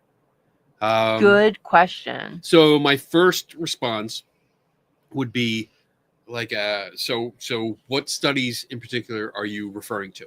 I would like dementia. Shut up, RS Paranormal. What studies are you referring to? I would like to know which ones you're talking about, because then I can get a better idea, a better sense of what we're dealing with here. But the problem is, how can we adapt and continue investigations with this barrier? The problem is amateur ghost hunters, which is basically almost everyone that does this as a hobby, do not follow scientific protocols. They do not follow methodology. It's more of a go out and see what happens kind of ghost hunt. It's not a proper investigation. And I think, unfortunately, it just falls apart from the beginning. You have to understand there's a lot of time involved. There's a lot of base setting up. You have to set up. You have to understand the base readings for at least an entire year, like at minimum an entire year. And you have to build up a good data collection from one location over an entire year. And that's environmental data. We do studies, encourage people to replicate. Yes, exactly. But you need to do this in one location for an entire year to start. So you get a baseline reading. We've talked about this many times on this show and on 300 Souls, where, you can't just go into a location and do the quote unquote base reading that you see on ghost hunting shows and expect like 10 minutes to give you an idea of what the environment is. That's just not going to work. The equipment that needs to be used has to stop being all of these cookie cutter ghost hunting gadgets that are sold by other ghost hunters, that are usually the same gadgets over and over again in a different box and put out there with no testing, no understanding of what it does, how it works. I mean, this thing is a perfect example of that. The manufacturer doesn't give you any kind of specs, doesn't tell you how it works, just wants you to believe it works. And that's just bullshit when it comes to science. There's so many hurdles. I think the best course of action, the best advice I can give you is to start reading about scientific methodology, the scientific method. There's not just one method, there's multiple versions of the method, and to understand how to build a proper experiment, how to invoke or how to come up with proper protocols to control that experiment is a first step. Also read more about investigative journalism, read past experiments, get academic papers, not stuff that's self-published, that appear, like, don't rely on a magazine article that references or summarizes a academic paper, because they don't always do a good job. and in fact, they usually do a bad job at they do a good job at misrepresenting the original academic paper. Because nobody takes time to read the whole paper. Right. And I mean, as soon as it comes across, and this is something that Tim does, I know, and Dave Schumacher that I do the Through Torture Souls with, and many of us do, is once I see an article, if somebody sends me an article that references an academic paper, I immediately go to that paper. I don't read the article because I don't trust the author to properly interpret what's going on. I go right to the paper. I read the abstract, I read the conclusion, and then when I have questions, I go through the rest of the paper. I usually have my phone so I can interpret the big words that I don't understand. But I think that's the best way to go about doing this. Amateur ghost hunting, which is what everyone pretty much does. And I'm not saying that as an insult, but pretty much the entire community are amateur ghost hunters. And they don't follow science. They don't follow the proper methodology or experimental controls or anything like that. And so you will never be able to get over that hurdle. It's not going to happen because there aren't the resources and knowledge and experience to do so. The thing is, you need to break away from that and start learning more about science and how to properly conduct these experiments. So I hope that answered your question. I hope that gave you something to think about and maybe something to go out and learn more about. Because if you can start learning more about critical thinking, about scientific testing, just understanding. I mean, some of the stuff that I do here is just basically get the gadget and open it up. I want to know what's inside. You know, you can open this stuff up without damaging it most of the time. But figure out what's inside and what it's supposed to be doing. And don't be afraid to email or DM the manufacturer and say, where are the specs on this? You know, what does it really do? What does it read? How does it read it? And when it does get an input measurement, what does it do with it? You know, in order to understand it properly and to be able to interpret the results, you need to know how it works. And if the manufacturer keeps it secret, you can't do that. So I hope that answered your question. It didn't scare you off. I do talk a lot. Carl, have you thought about setting up shop in other countries? I'm never moving again, Carl. There you go. Boss said no. Do you see this office? I'm not. Well, I don't know what you mean by that. Like, I would love to have an office somewhere over in the UK. I would love to be able to go back and forth. That's just not in my budget, or in my employer's budget to send me back and forth.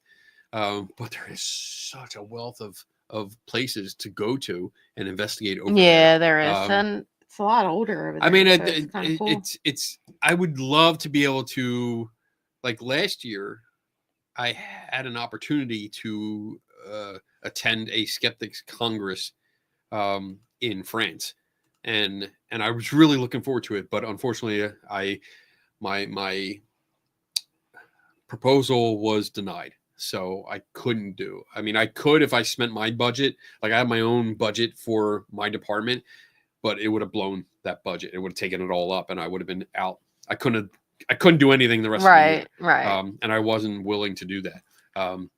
So if I can find like a science conference or some kind of conference that would, you know, help fund me or what's that? Yeah, grant you some money.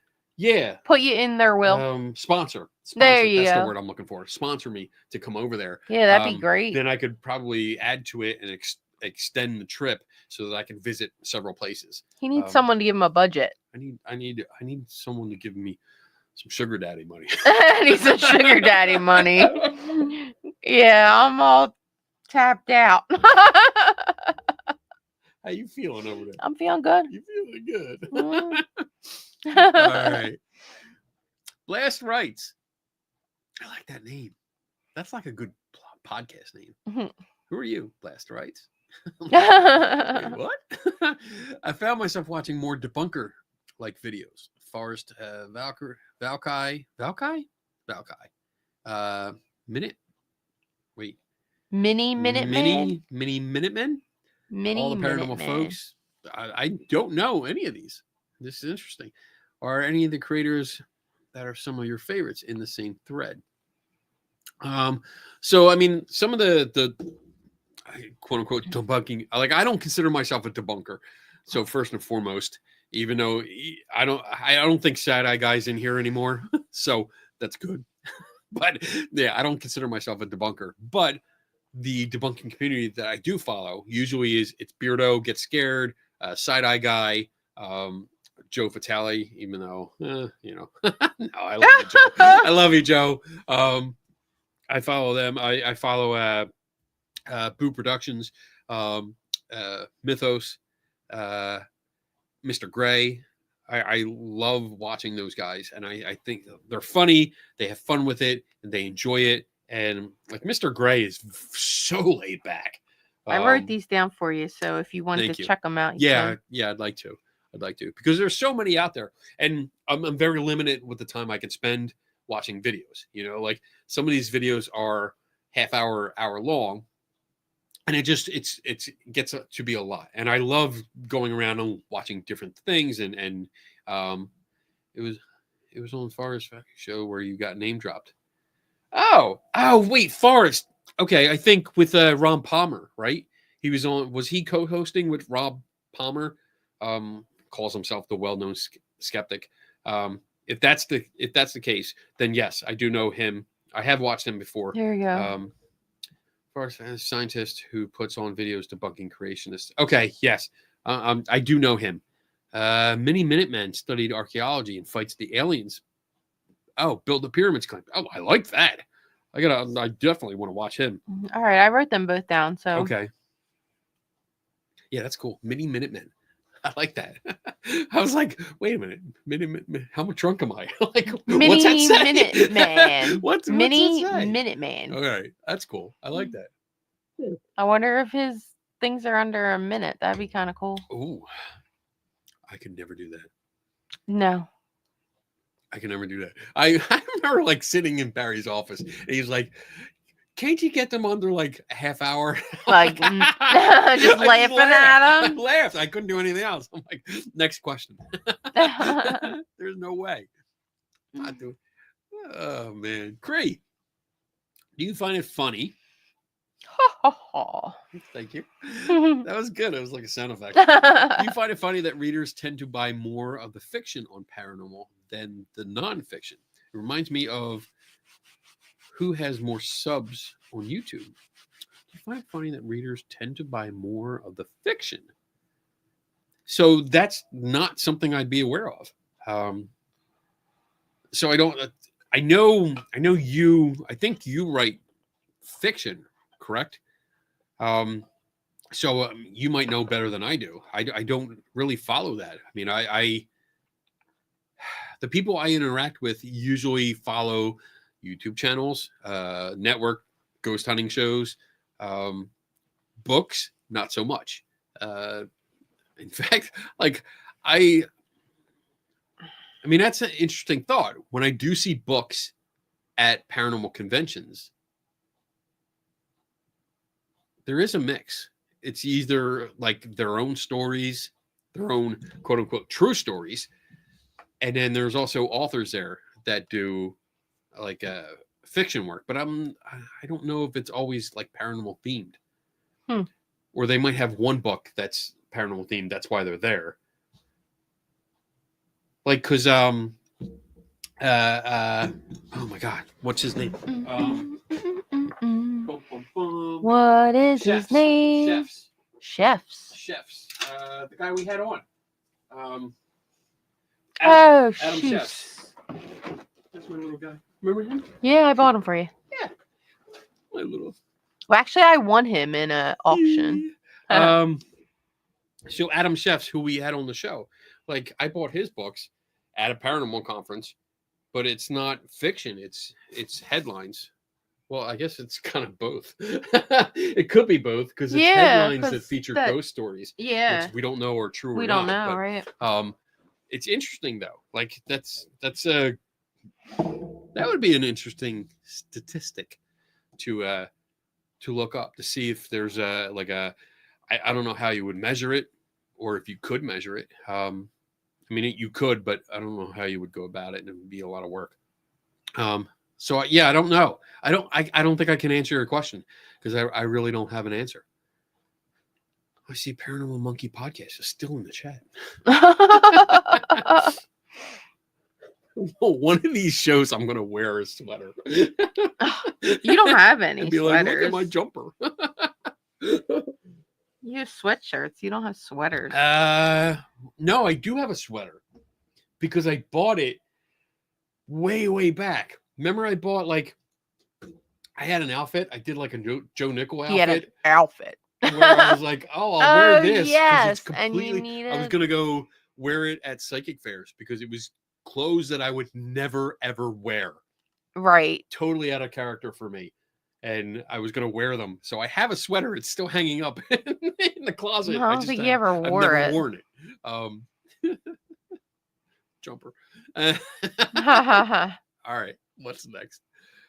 Hey, Boo Productions. Donna, will you ever do a Q&A? I answer your questions. Well, she does. Yeah. I mean, she'll. I'm not going to do a live Q&A. People It's have Kenny's asked show. questions for Donna. So if you have questions for Donna, as long as Yeah. they're appropriate, don't be mean. Yeah, she'll answer them. Kenny is a jolly jumper. In his He's a jolly jumper. I do have I have an ugly sweater. I have the Christmas sweater. That was a sweatshirt. Well, the one you got me this year Was a the Scooby-Doo sweatshirt. one. But I do have a sweater. You do? It's I think it's a Star Wars sweater. Because last year at our Christmas party here, or holiday party, I attached all the Star Wars ornaments to it. Oh, okay. And I walked around because we had the contest for the ugliest sweater, and I didn't win. Eric behind the wall won. It's because he had the ugliest sweater. No, he actually had the coolest sweater. Nah, yeah, because you're all nerds It was here. all it was a dragon. It was a dragon, and it had like the lights that lighted up and looked like it was breathing fire. Cheater.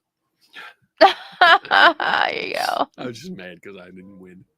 I know Kenny is still waiting for Disco to return to wear his Saturday Night Fever outfit and grow an afro. Wow. So we did, like years ago at Psycon for the Halloween party. It was a 70s Oh show. my gosh. Remember that? Yes. And I dressed as a pimp. Yes. Yeah, and you dressed as a lady of the night. Kind of. Not really. Not You were really. you had a dress on that was more like 60s. Yeah. Like I would associate it more with the 60s. Like. I had the high boots Girl, though. People yeah. didn't. Yeah. But I was dressed like a pimp. People didn't really like it. I Wow. don't think. I mean, most people. We won second place in the Well- costume contest. So a lot of people. One person didn't like it. 'Cause it Pimp was Daddy like, oh, Biddle. you know. Yeah, that's right. You They know. were just jealous. Somebody was just mad because they're. I'm Kenny not gonna had comment. fish in his shoes. Yeah, I had the whole high heel things with goldfish in the shoes, In the and I actually heel? installed lights. in it, Yeah. so they lit up as I walked around, and it was really cool. It was really cool. There are pictures, John Michael. But someone was like, "Oh, that's bad. That's that treats women like shit." I'm like, Whatever. you see, like the costumes, there's like man-eating beasts. You don't have a problem with that. Right? Or did you walk the strip? I didn't. No, I mean I there's wanted- the I people should've. walking I out the would've strip loved that to are do That would have been fun. that All would right, that would have been That fun. would have been fun. How about a song for hour 4 with Rummy? I don't even know if we're gonna get through hour 3. Cat so Mac. I think that's a call to you. we need We'd a have Rummy to- song. we'd have to Hour 4. we'd have to send her a video of Rummy so Rummy could say things. That would be kind of cool. We could do like an hour 3.5.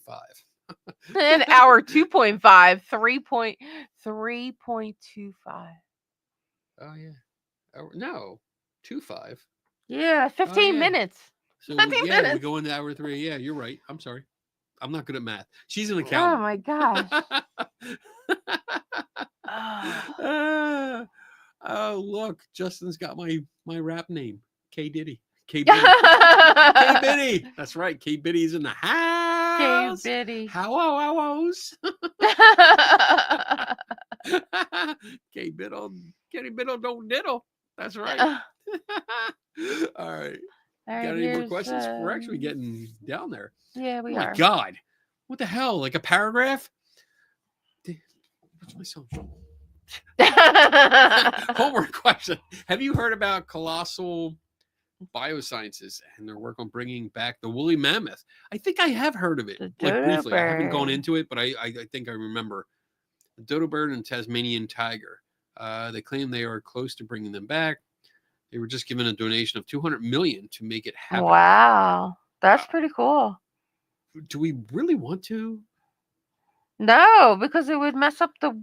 Have you seen Jurassic Park? I know, right? Do you know what happens when you start fucking around and bringing back species? They're gone for a reason. Exactly. You know, like well, at least a woolly mammoth. I don't think we're responsible for that. The other ones I don't know, but like I don't think that'd be a good idea. I don't think that would be a good idea too. I don't know. No, they're like you said, they're gone for a reason. We talked about it. In the office. All right, that's what I remember from it. Yeah. What'd you talk about? I think we talked about the woolly mammoth. Coming back. We talk about a lot. I like it. Tim comes in here like it's nice. I come in the morning, like when I finally stroll in. Yeah, yeah. Because it's been later and later. Check my email and then like eventually Tim comes in, sits down, and we have a nice conversation for like a half hour. It's good. We talk about all kinds of different things. Like some of it's work, some of it's fun. Right. Yeah. Well, you just get into lightsabers and shit. They were all vicared. That's funny. They were vicared from time. All right. Well, we only have like 3 more. So do you want to play your song? Yeah, because I have to get up and walk. Let's play your song. It's not going to be long, guys. Can you sing along? Sing along. Here we go. In 3, and 2, and 1. In the skeptical helper, there's a guiding star, keeping chats in line. She's the queen of the bar, with a wink and a smile. She keeps things flowing. Divine Donna's on the scene to keep you from trolling.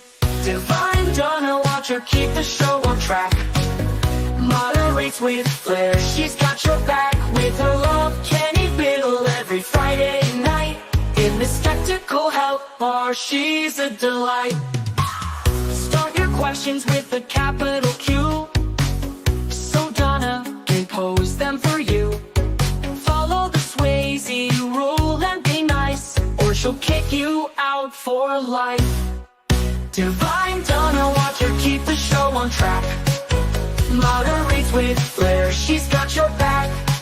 With her love, Kenny Biddle every Friday night. In the skeptical help bar, she's a delight. Rarely says a word, unlike her hubby. Doesn't let the show run into hour 3. She may be quiet, but she reads all the chats. So say hi, or thanks, she deserves that. Divine Donna, watch her keep the show on track. Moderates with flair, she's got your back. With her love, Kenny Biddle every Friday night. In the skeptical help bar, she's a delight.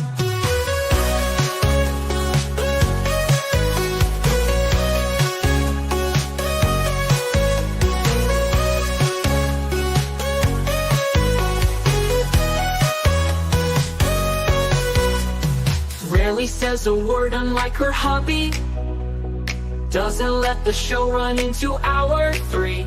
She may be quiet, but she reads all the chats. So say hi, or thanks, she deserves that. Divine Donna, watch her keep the show on track. Moderates with flair, she's got your back. With her love, Kenny Biddle every Friday night.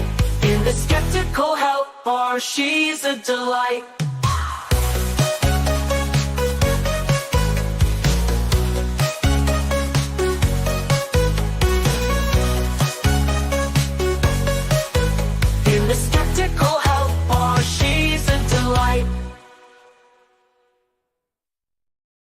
in the skeptical helper. She's a delight. All right. All right. You guys got your song. Such a catchy song. I Feel good. Kenny, do you science? Yes. Is coming closer to understand. Wait, think, do you think science is coming closer to understand the spirit and what ghosts are? So, no. Because there isn't something to study yet. There's a lot of stories.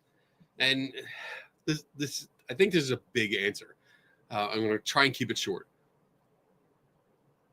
The community that we are in, again, I said it earlier, it's amateur ghost hunters.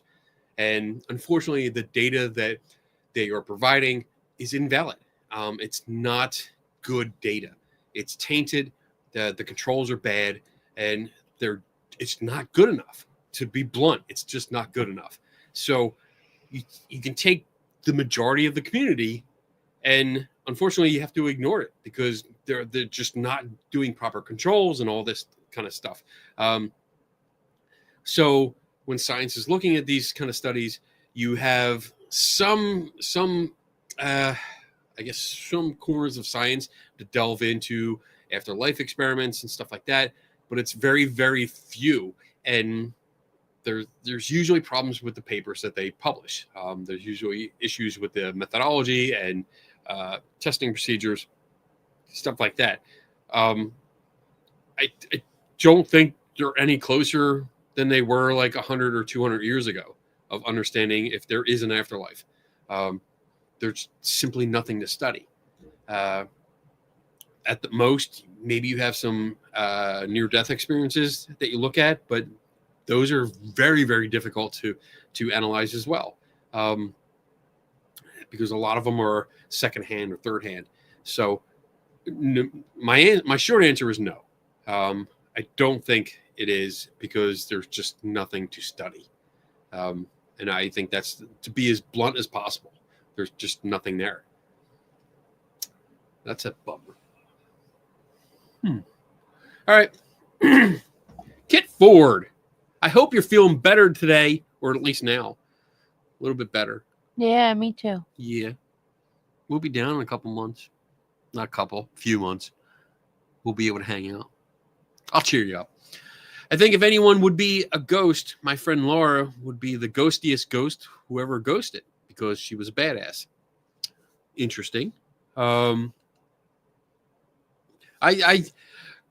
Sadly, I've done stuff like that, like our friend Mike. You know, like we made a deal with him to try to come back and show us a sign that he was here. And it just hasn't come through. There's another gentleman that I had met through TikTok, and actually purchased He-Man figures. I had a He-Man and Skeletor figures that he was going to try to possess after because he had a terminal diagnosis and a limited time. So we had actually talked about it, and he was going to try to possess them and, you know, get them to move to show me that he was around. And unfortunately, that hasn't happened yet. So yeah, I mean, I would hope, and my intention is definitely to haunt the shit out of everyone that I know. If I go first, if I go before all you guys, I'm going to try and visit every one of you. Oh, don't worry. I'm gonna be a ghost on his ass if I die. I'm gonna ghost you every day. I'm just gonna be. Me. I am. I'm just gonna be sitting there like tapping on your shoulder, tapping on your head. I'm going to be playing video games. Yeah. Yeah, exactly. That's exactly what's gonna happen. And Kenny's gonna be like, "Oh, must be a fly." That's what I'm thinking. Goddamn fly. Exactly. Yeah, you'd be spraying that all over me. You'd be like, "Keep the ghost away. Keep the ghost away." Yes, I do have Ghost Away. Oh yeah, don't worry. All right. Don't worry. You could just like he'd have another moderator. He'd be sitting here in the show, and all of a sudden, like his hair would just start like coming out to the side, or Like, what hair? Yeah. What hair? I freak out when I can grab the hair on the side of my head. I'm like, Oh my god, my hair's too long. Can I get a haircut? It's freaking me hair's out. too long. It's so long. Do you feel it flowing? See it? Yeah, that's what he does. I do. I seriously do. All All right. right, now we're definitely getting into older questions. Do you so. think James Randi would be ticked off with the YouTubers who fake the paranormal? I don't think he would bother, to be honest. Yeah, I mean, he lived through TikTok, some of it. I mean, he dealt with like big names. He dealt with people that gained popularity. Like Uri Geller was one of his Lex Luthor, basically. You know, because Uri Geller was just such a big name and was on all the television shows and stuff like that, and really convinced a lot of people to that not only did he have magical powers, but that he got money out of it. You know, like a lot of money out of this. I mean, Uri Geller lives pretty fly. Still, even today, he's a rich guy based off of bullshit. So I don't think he would be so concerned. He would be disappointed. And this is just my impression. And understand, like, we weren't like BFFs. Like I met him a few times. I was able to speak with him a little bit, and I've read all his work. So I kind of understand where he's coming from, but I don't know him. But I would think he would just not be interested. You know, it'd be like, oh, well, they're just doing their thing. And I think he would also look at all the debunkers that are handling it. You know, like the debunking community that's on YouTube are doing a really good job at showing the hoaxers, the fakers on YouTube. And I think Randy would look at it and go, I don't have to do anything. Like, they're doing it. And that's why I don't do any videos like that. Like, any videos that I do, I don't look at other ghost hunting videos or channels, because I already see a whole bunch of people out there that are really good at what they do. They're doing it well. So there's no need for me to do that. I can spend my time and energy and money on other projects, you know, to look at things that are outside of YouTube channels and concentrate on that and bring critical thinking from those experiences to you guys. So I would think that's how he would approach it. You know, hopefully. There you go. Okay. That's good. That's good. Yeah, That's good. Hey, Jumper Boy. This is what happens when you make me like a religious figure. I got one on you now. I'm speaking with Barry Conrad, who was involved with the San Pedro poltergeist case in 1989 and the infamous hanging in the attic photos. Oh, what are your thoughts on this case? So he's the photographer. Was he the photographer? Let me hold on. Oh no! Yeah, Oh, come on! Oh no! We gotta look. All right. Maybe real quick. I'm trying to find it. See if I can find the book. Son of a bitch. I don't see it. I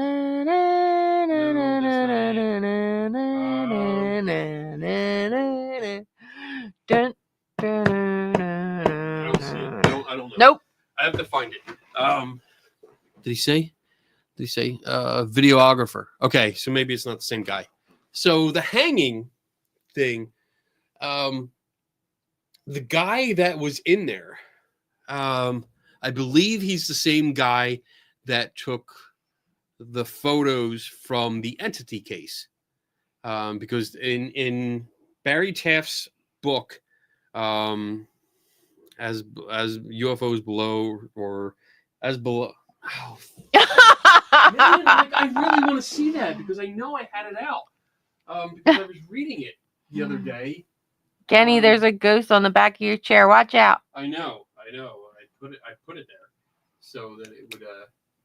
Let me see. Is that it? No, that's not it. Paranormal fake lore. No. Is it on your desk? There's books here on your desk. It's not. Oh Lord. All right. So basically, Oh my God, Kenny. Goes. So the photographer that worked on the entity case with Barry Taff, he has pictures in there, and there are also photographs from this case that are really, really bad. I mean, horrible bullshit photos. The That ghost is took it. maybe. I'm really. I gotta. Well, it might be. I wonder if it's in the other book. We don't need to look for it right now. Let's just tell the story. The box that says, Your the hated worst books? books, my hated books. Is there one that says like aliens above, ghosts below, or something like that? Is it that bad? Yeah, it was bad. But anyway, No. all right. So I'll just explain it. Anyway, the guy that was hung, I believe, is the photographer. I could be wrong on this. I could be wrong, but I think that's who it was. The guy that was the photographer was the one that was apparently hung, but it looks staged. And the picture looks so staged to me, where it's not like, in order to get that rope around him and in the position he was in, I mean, he was leaning, he had to be leaning. He wasn't like hanging. His feet were on the rafters. I mean, he could stand up. Yes, I do have a hated books box. He could easily do it himself. And I think that's what happened. He just leaned over and did it himself and was just leaning there and called out and waited for someone to take a picture. Do you know what he calls his box? Do you remember what he called it? Kenny's picks for the worst ghosts. Paranormal books of all time. All time, yeah. So that's what it says on there. Can you get the book? Can you get the box? It shouldn't be heavy. Can you pull it out of the shelf so I can show people? Well, I don't want it. No, it is heavy. It is? No, it's not. Oh, you got it. It's not like it's. You need to retape it. Oh, in the corner. okay. Yeah, it's coming out. Yes. So there you go. That's my. That is my list, and there are several books in there. A few pieces of equipment too. So let me see. I'm trying to see if he followed up with anything. Here comes error 5. So yeah, I'd have to look and follow up with me, Justin. Honestly, like, send me a message. Just follow up with that, and I'll find the book because I know I have it here. But yeah, I have that one's in there. All right, we're not going to go through the whole box. Okay.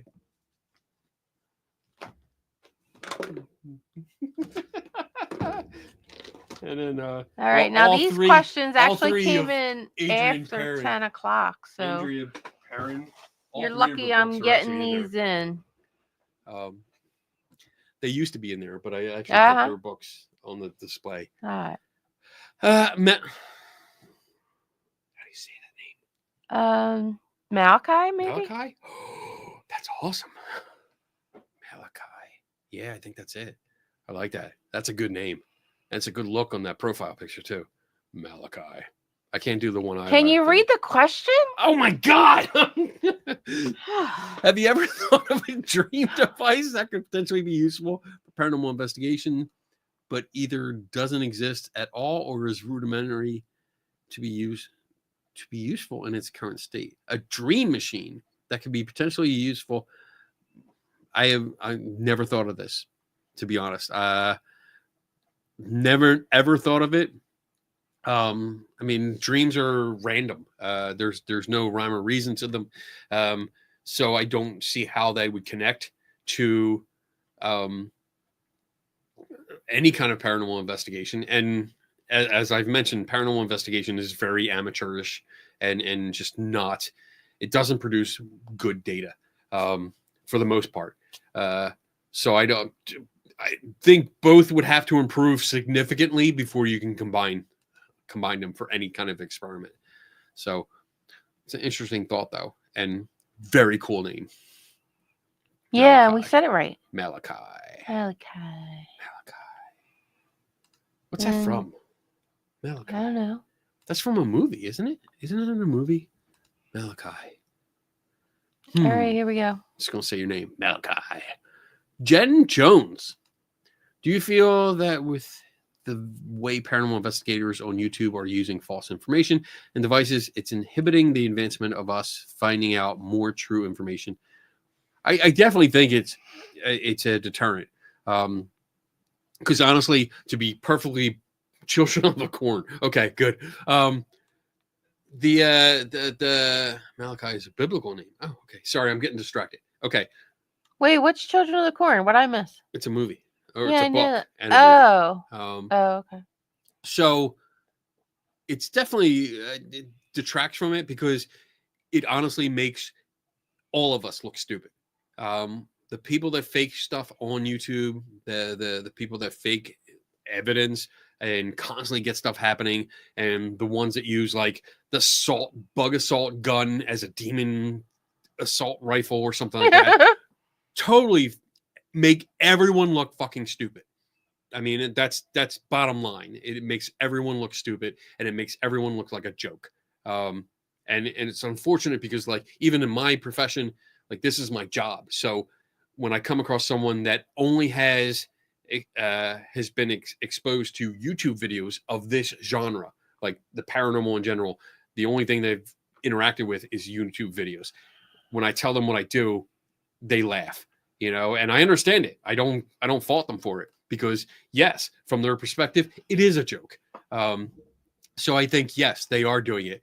The other issue is that there is no advancement, to be honest. F you, I found this all You shut up, Jeff. Yeah, that salt gun's bugs. good for killing bugs, It's man. pretty Spiders good. too. Don't kill the spiders. They eat the bugs. No, at the other house. Remember those big ones Oh, that you were afraid of? Oh yeah, the jumping spiders. Yeah, that I aren't hate spiders. them. No, I They were you freak out and shit. All don't. right. Yeah, But Kenny yeah, was a I mean, fan. I think that's part of the problem. They are part of the problem. They are not part of the solution whatsoever. They are definitely part of the problem. And the other problem is that, unfortunately, again, the amateur community does not follow any kind of scientific method. And that detracts from any progress.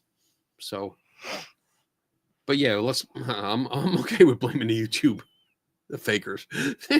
They suck. They suck so bad.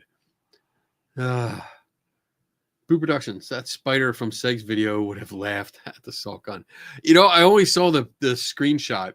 I think Did he that have a crow, spider issue? he had his mask on. He was doing a live, and I didn't see it, so I don't know. But apparently, it looked like a spider jumped down, and it was like Like it a was real big big. one. But Oh. he's in Australia. Everything's big over there.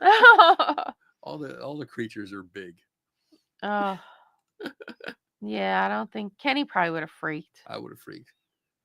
Yeah. True. 2-ply. Kenny Biddle. Do you want me to send a back video to you after tonight?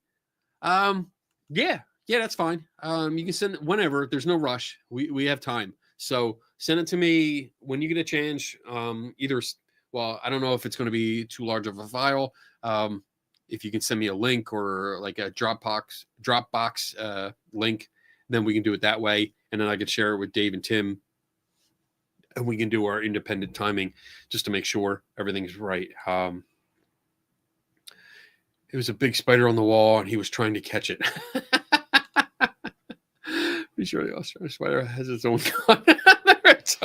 Yeah, man, I'd be scared too. Oh, that's funny. That's funny. It looked big on the picture. Yeah, it looked huge, and I was like, "Wow, we don't get them here." Like we have like wolf spiders. We have little spiders that are like that big. Sometimes they get a little bit bigger. Yeah, I don't know. And no matter what, they are always Fred and George. That's what I named them. If I see them, because we have they will be up between the ceiling and the wall. Like we see them up in the corner. And because they stayed. But I the always paint have is a rule, white, so you see them. Don't kill them because they kill all the other bugs. So let them go. Like they're okay. They're rent free. As long as they're not in my face. As long as they don't come down and they stay up there, it's good. But it's always Fred and George, and George is the bigger one. Yeah, Fred is the yeah. little one. George is the big one. Doesn't And matter. we have some different ones downstairs. Yeah. So, I mean, I don't. They're I don't bigger mind. downstairs than they are upstairs. Does he want to test the Epoch Box 2? He's got one, right? 2-ply. You have your Yeah, own. he's going to be doing it tonight. And he's going to be doing the timing test. He's going to time it out. He's got an and see- investigation. yeah. So we're going to be able to see that. That will be good. Yeah. Yeah, I like that. Now that everybody's talking about spiders. Great. Let's talk about them before we go Hey, to bed. Pinky with a unicorn. In New Zealand, we have smaller spiders and no snakes. So much nicer here. It's because isn't it cold there in New Zealand? I don't know. All right. We're good. We're We're good on questions. We're up to date. Holy shit. Yeah, we're good. Yeah. Look at that. It's only 20 minutes after. 20 minutes over budget. All right. Some announcements before we go. Wait, we have announcements? We always have announcements. Don't you have a screen for that? Do I? Yeah, Thank you, producer Donna. Squid Bob's announcement. We do have Squid Bob's announcements. Yeah. Squid Game Bob's announcement. I haven't seen the second one yet. I don't know Games? if I want to watch the second one. I don't know. A one and done kind of thing where I was satisfied. I don't. Yeah. Anybody see this? Did anyone watch that? Anybody The watch second one? the second Squid Games? Is it worth it? Yeah, No, really? Is it worth it? Because I do see it pop. It's there to watch. Now the screen looks weird without the open mic night on. Oh, well, you're gonna have to figure it out. Cool. Maybe you know what? I think I'm gonna put Squid Game Bob's announcements in neon on top. Diana said she watched it. How was it? Like, is it worth watching? All right. So announcements. January 31st / February 1st, I will be in Hanover, Virginia, with Dave Schumacher, but unfortunately not Tim Vickers because Tim can't make it. Second season was not so good. Oh, damn, I knew it. We're going to be at the Hanover Tavern Paracon, which looks to be an interesting weekend. I know Dave and myself are going to be presenting now. We're going to be talking about investigating, solving mysteries, testing claims, and then like Dave's going to have a field day with data analysis and statistics. So it's going to be interesting. I can't wait to go down there. I haven't been there before, and from what I'm told, like one of the organizers, Steve Dills, kept asking me to come down there, and he's like, "I'm so excited that you're coming down because this place is haunted and this and that." So we'll see how it goes. So there won't be a show in 2 weeks. Next week we're going to be back, but in 2 weeks there won't be a show because I'll be down there. What else we got? And just real quick, I'm giving you a rundown of the rest of the year, what I have so far. May 17th and 18th, we will be at Penhurst Asylum for the Penhurst Paracon. Mm-hmm. June 13th and 14th, I will be in West Virginia for the Grafton Monster Festival and hanging out with Kit Ford. I think I might be on that one. Yeah, you might come down. That'd be good. That'd be fun. I look at it's a nice little town. Yeah. And a good breakfast. And then let's see, September 24th, I'm doing a webinar for the Rocky Mountain Atheists. That's something that just came up. I've been talking to them, and they asked me to do a webinar, so I picked a nice date far out so I can prepare for it. And then October 10th, I'll be doing a presentation for the Indiana Historical Society, Indiana, Pennsylvania. I was there last year for a presentation that somebody else gave, and it was nice. It was a fundraising night. It was really cool. We had a lot of fun. And I'm going down there again. I'm going to be presenting, talking about ghost hunting gadgets. So that should be fun. Ripping apart all the ghost hunting gadgets. And that's all I have for now. And I want to just say that if you are organizing a conference or an event, or if you know someone that is, and they're maybe interested in having a skeptical point of view, tell them to reach out. As long as they cover travel costs, I will be happy to come out and partake. So, and give my knowledge and do a presentation and talk to everyone and see what we can do. My webinar is at the end of February. Oh, awesome. It's Cat and Mac on YouTube. Yeah, so we're going to do that. And that's it. That's all I have. That's it. I'm done. I'm out of things to say. Oh my gosh. Not really. I mean, I can talk all night. Yeah. We can go like 4 hours. No. We can do 5 hours too. Oh, no. I can do that. No. Hopefully next week I will have the karaoke boards finished, and we'll be able to show off one. Yeah, I guess least. depending on the weather, it's Yeah, gotta dry. I'm gonna try and work on one. You might need to put a heater on this weekend. Yeah, I might. In the garage because it's cold. It's gonna be really I cold. could always put them down in the workshop though. It stays nice. Yeah, but then down it'll stink down there. yeah. There's We'll no see. ventilation. Hopefully next there. week though, I'll have them done. I'll be able to show At off least one of Yeah, them. At least one.